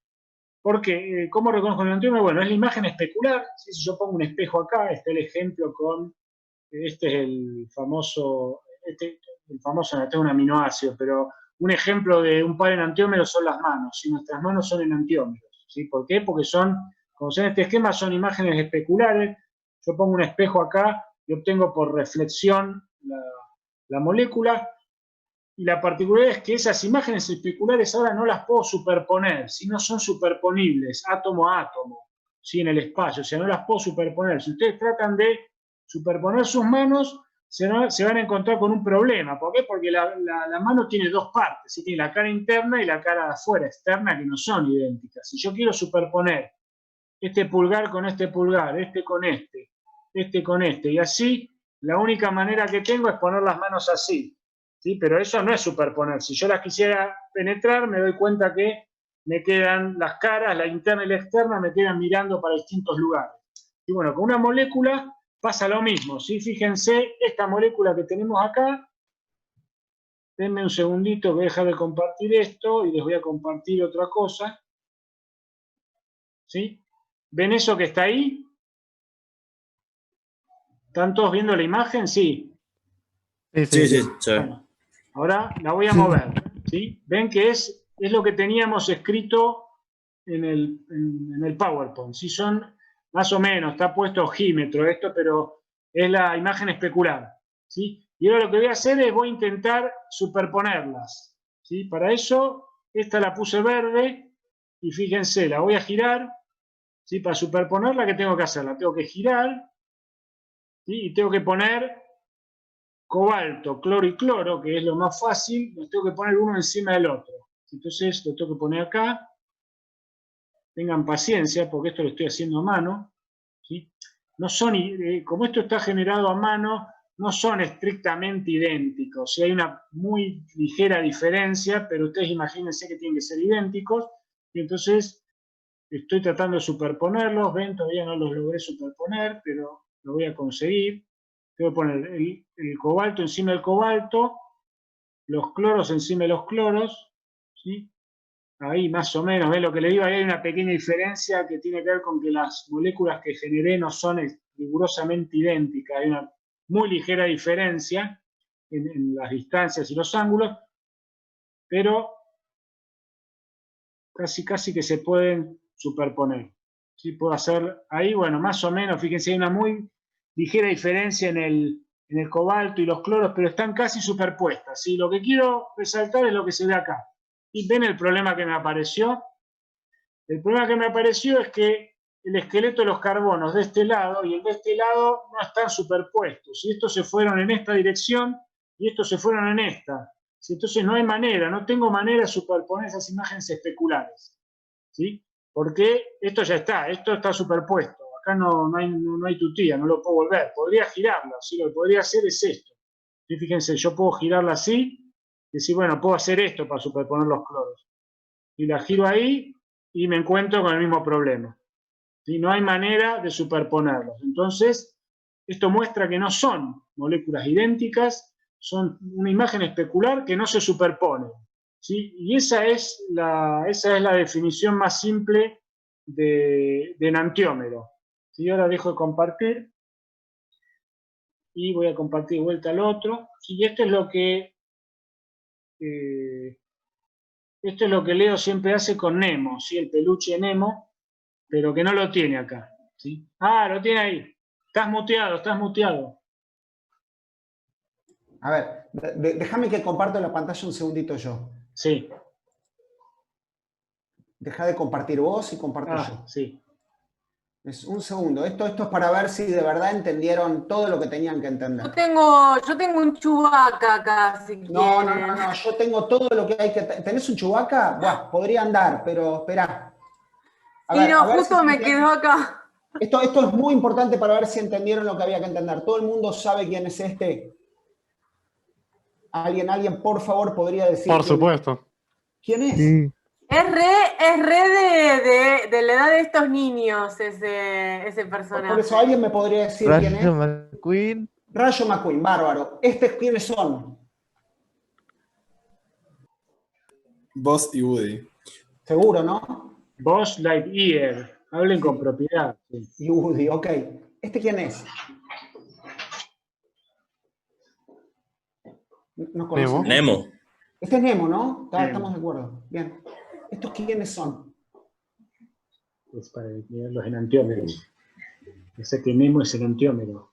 Porque tiene una letra. Se te está escuchando, Pablo. La verdad que así no va a andar bien. Ah, perdón, hablé bajito. No, se escuchó todo. No, les polié, bueno, no importa. Este es No, más actual. Estos yo no los conozco. Que dejen de mirar sí, eso y esto está bueno. Sí. La pregunta es, ¿quién es este? ¿Está bien? ¿Quién es este que está acá? ¿Quién es el peluche? El peluche, este que está acá, mírenme a mí en la imagen, no en lo que estoy compartiendo. Es un Nemo trucho. ¿En qué sentido es trucho? ¿Porque tiene cara fea? A ver, sí, la verdad que comparado con este, a ver, al menos tiene una expresión en la boca que no es la misma. ¿Está bien? Y se lo ve un poco Además, más infeliz. es qué sé yo, amarillento. son 12 años de maltrato, supongo. Pero es trucho por algo más. ¿En qué se diferencia? A ver si... En las aletas. En las aletas. Este señor tiene la aleta del lado derecho, la aleta buena, y la aleta feliz está del lado izquierdo. ¿Sí? Y el de la pantalla está al revés. ¿Está bien? Y así es como uno descubre que Nemo era quiral, esas moléculas que presentan enantiómeros se llaman quirales, y este que está acá no es Nemo, sino el enantiómero de Nemo. ¿Está bien? Que evidentemente no tenía problemas de copyright ni cosas por el estilo, y por eso lo vendía más barato. ¿Está? Este chiste sale bárbaro en general, pero bueno, lo arruinó Pablo, quiero decir. Sí, lo arruiné yo. Cuando les explicó a todos. Me trajeron cómo acá era. y terminé espoleando. Pero bueno, ¿qué va a hacer? Listo, dejo de compartir acá. Sí. Pablo quería, te sacó Me lo arruinó. No, tenía curiosos a mi derecha que me preguntaron y me olvidé y espoleé. Bueno, hay cosas peores. Por supuesto. Bueno, entonces... mirá, muy volvemos. buena, ¿verdad? El Hugo de Bart. Entonces, bueno, También, ¿cuál es el tema con los isómeros, con los enantiómeros? Si los enantiómeros se llaman enantiómeros, se llaman, como decía Leo, se llaman moléculas, por acá está escrito en inglés, se llaman moléculas quirales. Si una molécula quiral es una molécula que tiene un enantiómero. Si típicamente una molécula para ser quiral tiene que carecer de lo que se llama plano de simetría, ¿sí? No tiene que tener un plano de simetría. Y por ejemplo, la forma de reconocer la molécula quiral es la que vimos recién, ¿sí? Tenemos que generar la imagen especular y después asegurarnos que no las podemos superponer, ¿sí? Como yo les mostré recién, o como con Nemo. Si ustedes tienen dos peluches de Nemo, si consiguen el Nemo original, se pueden asegurar que no sea superponible con el otro Nemo, ¿sí? A veces es fácil darse cuenta que no puede ser quiral la molécula porque uno encuentra, a veces es más fácil encontrar en la molécula planos de simetría. ¿Sí? ¿Qué es un plano de simetría? Bueno, es poner de alguna manera un espejo, digamos, un plano en alguna parte de la molécula, que haga que si yo reflejo a través de ese plano la molécula, obtengo exactamente lo mismo de un lado y del otro. ¿Sí? Entonces, eso es un plano de simetría. Los átomos que están de este lado se transforman a través de ese plano de reflexión con su misma posición al otro lado del plano, ¿sí? Se reflejan en sí mismos. Entonces, esta que está acá, por ejemplo, el cobalto con 6 amoníaco, el hexamino cobalto 3+, es una molécula que no es quiral, si no puede tener antiómeros porque tiene un plano de simetría. ¿Sí? Si ustedes se fijan, acá hay un plano de simetría, así que hace que este amoníaco sea igual a este y que este sea igual a este. ¿Sí? Tiene otro plano de simetría acá y tiene más plano de simetría. Este es igual a este, o sea, un octaedro en particular, un octaedro perfecto donde todas las distancias metal ligando son iguales y todos los ligandos son iguales, un octaedro perfecto, tiene muchos más planos de simetrías. Entonces, si ustedes construyen la imagen especular de este, van a ver que es perfectamente superponible, no es muy difícil darse cuenta, ¿sí? Porque estos amoníacos, cada uno tiene, digamos, no está unido acá. El problema con este es que estos nitrógenos están unidos por esta cadena carbonada y es la que nos complica la vida. Acá están todos separados y entonces hay un plano, está este plano, existe un plano de simetría y la imagen especular es perfectamente superponible una con la otra y son la misma molécula. No hay quiralidad, no hay isómeros, no hay enantiómeros, no hay isómeros ópticos. ¿Sí? ¿Por qué se llaman isómeros ópticos? Fíjense, de hecho acá está llamado left-handed del inglés, o sea, mano izquierda, mano derecha, y ahora vamos a ver un poquito qué es eso. Los enantiómeros no se los puede discriminar, la particularidad que tienen es que son casi idénticos hasta el final, ¿sí? Casi idénticos en todo y no hay ninguna propiedad que me permita distinguirlos. Fíjense que los isómeros que veíamos antes los podía distinguir por su color, por su reactividad, por un montón de aspectos más o menos simples.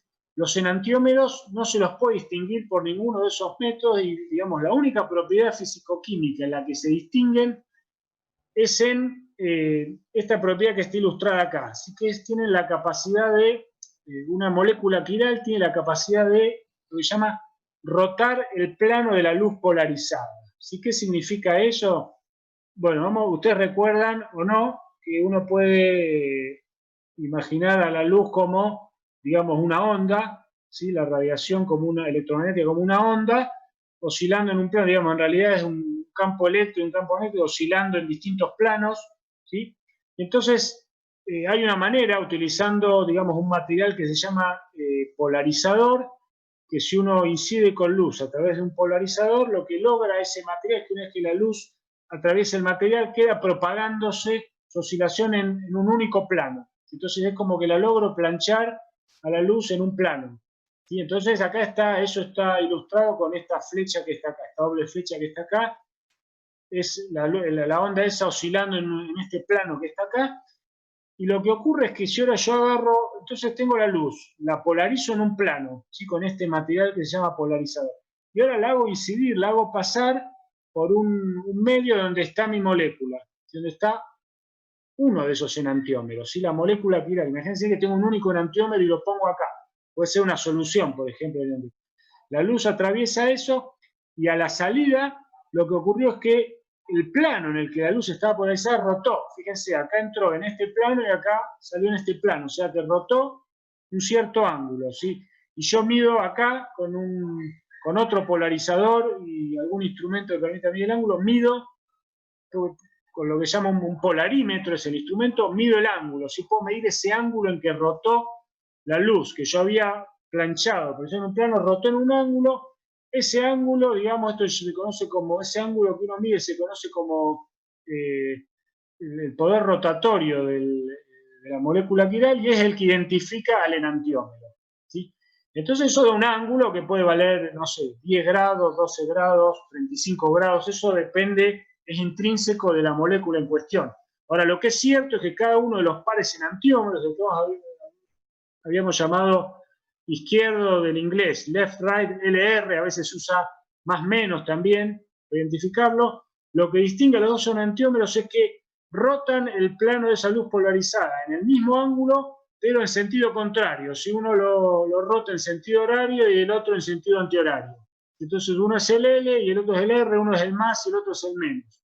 Y eso es, por eso se llaman isómeros ópticos, ¿sí? Porque tienen asociada una propiedad óptica muy característica, que es esta propiedad que son capaces de rotar el plano de la luz polarizada. ¿Sí? Entonces, una forma de decir eso es que las moléculas quirales son ópticamente activas. Ahora, déjenme ver qué tengo acá. Ahora, ¿qué pasa? Si uno tiene una mezcla de que es 50% el isómero L o el isómero más y 50%, creo que se identifican al revés, el L es el menos, el isómero R es el más. Si tengo una mezcla que es mitad y mitad, lo que ocurre, esto se llama mezcla racémica, y lo que ocurre es que si yo hago este experimento, veo que la luz sale sin rotar, ¿sí? Porque tengo justo mitad y mitad y uno me lo rota para un lado, el otro para el otro, y la conclusión es que la luz no se rota. Si yo tengo una mezcla que ahora ya no es mitad y mitad, entonces voy a medir un cierto ángulo de rotación, ¿sí? Cuando es una mezcla, el ángulo obviamente no va a ser el ángulo alfa característico de cada enantiómero puro, sino que va a ser un ángulo menor, ¿sí? Porque hay una parte de rotación que pierdo por contribución del otro enantiómero, ¿sí? La mezcla mitad y mitad se llama mezcla racémica, ¿sí? Bueno, acá ya vamos terminando. Igual acá hay unos ejemplos, acá hay más ejemplos de enantiómeros, ¿sí? Esto lo voy a dejar para que lo vean en detalle en problemas, digamos, la parte importante ya la vimos. El enantiómero es la imagen especular que no puedo superponer, ¿sí? Y entonces me tengo que tomar el trabajito de poder identificar eso, ¿sí? Poder construir la imagen especular y asegurarme que no la voy a poder superponer. Una forma, un atajo a eso es reconocer que la molécula no es quiral porque hay planos de simetría, ¿sí? Sí. Ahí no entiendo por qué el 50 son enantiómeros. ¿Cómo? En la ¿Acá? última... No, en la que estábamos viendo recién. Ah, Esa, sí, en 50. Si yo agarro de B hasta el centro, sí, veo A la izquierda, A arriba y B a la derecha. Y con el sí, de que está pero a lo la tengo que derecha, hacer, sí, lo estas son mismo. especulares, ahora las tengo que superponer, ¿sí? Entonces, fíjate, una forma de superponerlas es volcar esto lo traigo para acá. Si voy a apoyar a B, lo tengo que apoyar acá, y A lo tengo que apoyar acá, ¿sí? Y el metal tiene que venir a parar acá, ¿sí? Mm, Cuando yo hago eso, cuando yo vuelco, cuando yo roto eso hacia afuera de la pantalla para este lado, lo que me ocurre es que se me da vuelta este. Si me va a quedar B, me va a quedar acá, y A me va a quedar acá, ¿sí? Y no las puedo superponer. pero si yo roto, cómo se decía? Una facial. Si yo agarro A, B, como si fuera un, no sé, un punto, un Sí, pero eje, si vos lo roto. ponés, Claro. sí, pero si vos ponés B y B, y los ponés acá, te queda no te olvides, acá están unidos, ¿sí? Este es un ligando bidentado, no están sueltos. Ah, ok. Eso explica todo. No veía, Estos pensé que están era... conectados, ¿sí? Ok. Claro. Es como A la ver, etilendiamina, si querés, solo que acá en vez de ser dos nitrógenos, son dos átomos distintos, Ahí lo veo. ¿sí? vamos. Si querés, el ejemplo de arriba te muestra que cuando tenés ligandos monodentados, la única forma de tener pares enantioméricos es que los 4 ligandos sean distintos. ¿Está bien? Pero Ujú. cuando de pronto tenés ligandos bidentados o cosas como esas, bueno, hay otras situaciones que pueden llevar a enantiómeros. Sí. Sí, Eso igual, no se preocupen que lo van a gracias. trabajar problemas en taller, ¿sí? Una Bueno, acá hay pequeña más pregunta. ejemplos. Este es el que vimos antes. ¿Sí? Este no seguimos. El cis, sí, el cloro. Este es el que les mostré antes. ¿Sí? Fíjense que el cis, fíjense, ahora acá mezclamos dos isomerías. Y este es el cis. Pero esta composición del complejo cobalto, dos cloruros y dos etilendiaminas, tiene un isómero geométrico, ¿sí? Que es el trans, ¿sí? Donde los cloros están trans, ¿sí? Acá los cloruros están cis, ¿sí? Acá están trans. Estos dos enantiómeros son isómeros geométricos de este que está acá, trans. Y el trans no tiene enantiómeros. ¿Sí? ¿Por qué? Porque tiene un plano en simetría, este que está acá marcado acá. Acá hay un plano donde se refleja la molécula en sí. ¿Sí? De hecho, si ustedes hacen acá la imagen especular, ahí van a ver que así como está directamente la trasladan acá y son superponibles. Y sí, están levantando la mano. Pregunten. Sí, no entendí qué significan esos números, 66, No, esto 67. no es nada, esto está robado de un libro, la imagen está tomada de un libro y nada, olvídate, no Ah, significa nada. está El bien, señor que nada. hizo el libro numeró los ejemplos de 1 a n. Eso es Claro, está todo. bien, pensé que tenía algún Esto no significado. está, hay que sacarlo del PowerPoint. Sí, gracias. Bueno, acá hay más, ¿sí? Esto están, ustedes después mírenlo, esto es lo mismo, son ejemplos de enantiómeros para que ustedes los piensen y se convenzan que las imágenes superponibles, las imágenes especulares no se pueden superponer, ¿sí?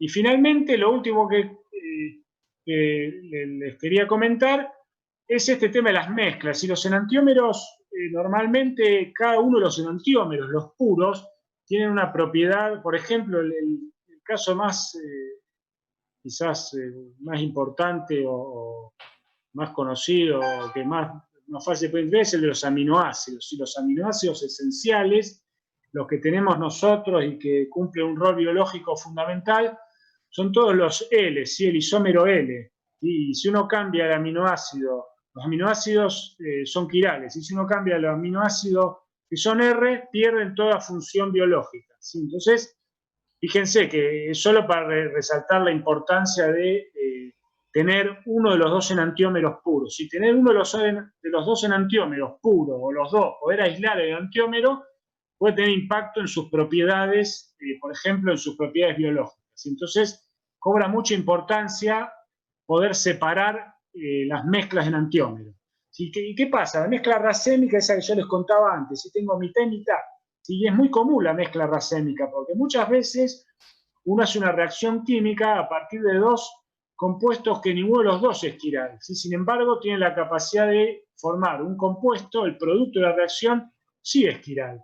Y muchas veces la reacción no tiene manera de discriminar por el mecanismo, por cómo son los productos del mecanismo de la reacción, se obtiene siempre una mezcla racémica. Entonces uno no puede controlar desde la reacción el producto final. Entonces obtiene la mezcla racémica. En otros casos sí, existe todo un área de, por ejemplo, se llama catálisis asimétrica, que permite incluir catalizadores que logran enriquecer o llevar la reacción para que haya mayoría de un enantiómero o otro, pero muchas otras no. Entonces cobra importancia poder separar una mezcla racémica, ¿sí? Y este es un ejemplo de uno de los métodos. Existen métodos para separar mezclas racémicas, que esta transparencia ilustra el concepto, ¿sí? Fíjense, está ilustrado con tornillos, ¿sí? Acá los tornillos, ¿en qué se distinguen? Se distinguen en cómo está la rosca, así como está enroscado. Este está enroscado en un sentido y este está enroscado en el otro sentido. Entonces este sería el par enantiomérico, ¿sí? Tengo la mezcla de tornillos, bueno, ¿cómo los separo? Uno diría, bueno, los tornillos son fáciles, me los puedo agarrar uno por uno y los voy mirando y los voy separando cada uno en una bolsa. De hecho, eso fue lo que hizo Pasteur cuando separó el ácido tartárico en sus dos enantiómeros. Y separó bajo una lupa, mirando el aspecto macroscópico de los cristales uno del otro. Pero normalmente es un método que puede llegar a ser válido, pero no es el más común. Entonces, una forma de hacerlo es lo que ilustra este concepto, tener un reactivo que sí es quiral. Entonces, si yo hago reaccionar la mezcla racémica con un enantiómero puro, con un reactivo de reacciones, puede ser, por ejemplo, una precipitación. Si yo pongo un contraión que insolubiliza mi mezcla de enantiómeros, los precipita como sólido, y si ese contraión que estoy utilizando es un enantiómero puro, o sea, es un compuesto quiral, pero además es uno de los dos enantiómeros puros, puede ocurrir que lo que haga es que precipite a uno de los dos enantiómeros y al otro no. Entonces yo los separo. Y el concepto que hay detrás de eso es que al ser quiral y estar en un enantiómero puro va a tener una cierta preferencia por uno de los dos, y por una cuestión de, digamos, de afinidad espacial va a tener una preferencia por uno de los dos enantiómeros, ¿sí? El ejemplo este ilustra el concepto, ¿sí? Yo agarro ahora la tuerca que compatibiliza con los dos roscados, digamos, hay las tuercas, así como los tornillos, están roscados. Si uno quiere una tuerca en un tornillo, tiene que estar roscado en el mismo sentido que el tornillo, si yo no lo puedo enroscar. Entonces, si yo agarro la tuerca, si esta fue una tuerca mágica, que se enrosca sola y tiro la tuerca loca en mi tache de tornillos, voy tirando las tuercas locas, que se enroscan solas, y bueno, lo que va a ocurrir es que esas tuercas locas, que yo las tiro ahí en el frasco de tornillo, y se enroscan solas, lo que va a ocurrir es que si yo tiro la rosca, esta rosca pura, que está rosca en un único sentido, la tuerca loca se va a meter acá y se va a enroscar solo los tornillos donde entra. ¿Sí? Entonces, después me va a quedar esto que está acá, y me van a quedar los tornillos con rosca y los tornillos sin rosca. ¿Sí? Entonces ahí yo los voy a poder identificar muy fácil y los separo. Imagínense que después tengo una máquina, ¿no? Pues después los tengo que ir a buscar uno por uno, medio que no tuvo sentido. Después yo tengo una máquina que, no sé, estoy imaginando, fíjense, la máquina es como un tamiz, un tacho que tiene esta forma, un agujero así, entonces solo caen por ahí los que quedaron con la rosca, y los otros se quedan atrapados, y los meto en la máquina y los separo. Y bueno, el análogo a esto conceptualmente es, por ejemplo, lo que yo les contaba antes, el reactivo quiral precipito, ¿sí? Con un contraión que es quiral, es uno de los dos enantiómeros puros, y entonces me precipita. Tengo mi frasco con la mezcla racémica, le agrego el reactivo, el contraión, que insolubiliza como sólido a uno de los dos enantiómeros, y lo filtro. Y lo separo por filtración, y tengo de un lado un enantiómero y del otro lado el otro, y entonces puedo resolver, eso se llama resolver la mezcla racémica, ¿sí? Entonces separo los enantiómeros. Existen otros métodos, que es usar columnas cromatográficas, donde el relleno de la columna es un reactivo quiral. Lo que pasa es que ese reactivo quiral tiene que estar puro. Entonces ahí tengo que haber logrado de alguna manera aislar el reactivo quiral puro, un enantiómero puro, para utilizarlo para separar otras mezclas de enantioméricas. ¿Sí? ¿Se entiende? Bueno, con esto entonces terminamos. Leo, no te dejé nada de tiempo, pero pudiste... No, de hecho me debes 11 minutos, mirá. Sí, te debo 11 minutos. Pudiste usar a Nemo, por lo menos. Gracias, gracias. Bueno, Una sola cosa quería comentar antes de que vos cierres para que se queden Sí. pensando para la clase que viene. Está buena esta analogía de los tornillos y las tuercas, funciona más o menos igual en la química, uno tiene una mezcla racémica, dos enantiómeros, qué sé yo, los dos enantiómeros del cis bicetilendiamino dicloro cobalto, ¿sí? Y necesita un contraión quiral puro para poder precipitar un enantiómero puro. La pregunta de acá el jueves es, ¿y cómo mongo consiguen el contraión que es quiral, pero que es un enantiómero puro?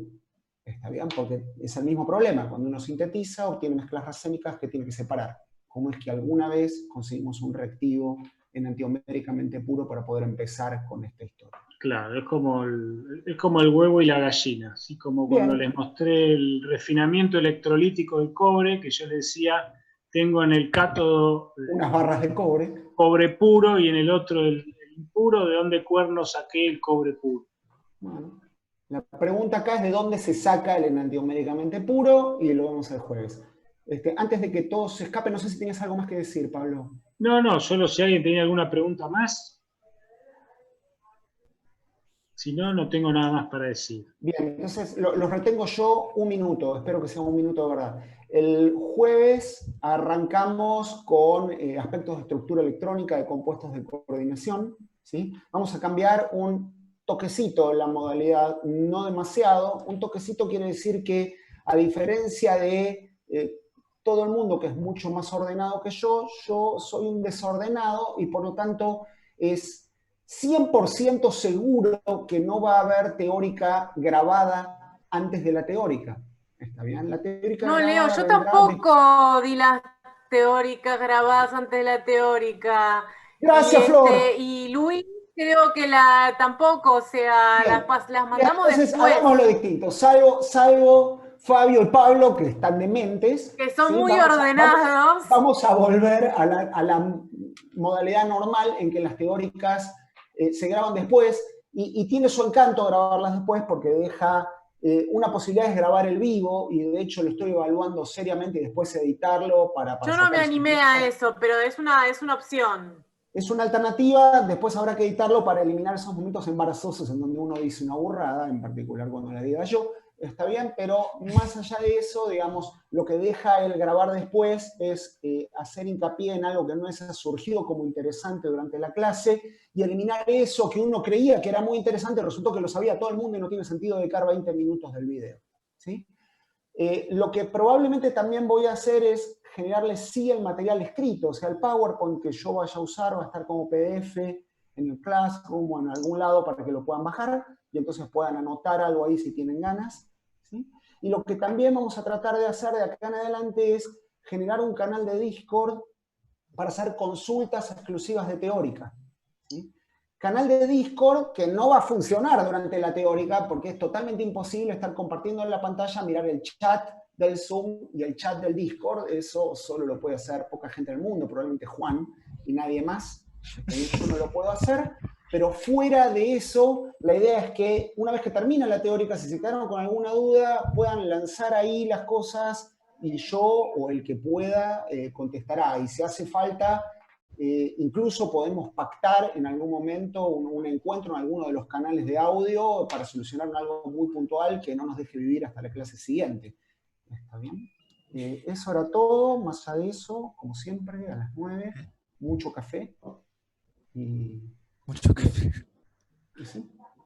Yo tenía dos cosas que preguntar. Una, bueno, ahí estuve, gracias por el link ese del Dropbox que me pasaste. Yo estuve tratando de descargarlo, pero me pasó primero que hay un error de red. ¿Eso es por mi red o por el Dropbox? Lo volví a descargar, no sé, ahora voy a ver. Ignoro. A ver, esto está subido al Bueno, servidor de Dropbox. si no, de última te mando no un depende de mi mail. máquina porque está uno en el servidor. Si no, te mando un Seguro, mail si ningún lo problema. consigo descargar de última. Sí, o contactame en Bueno, Discord, no hay y problema. bueno, está bien. Y la otra, bueno, es una pregunta más, bueno, más fuera de... ¿qué tenían que ver el resto de los personajes que no eran Nemo? Eso hacía el chiste, o sea, se suponía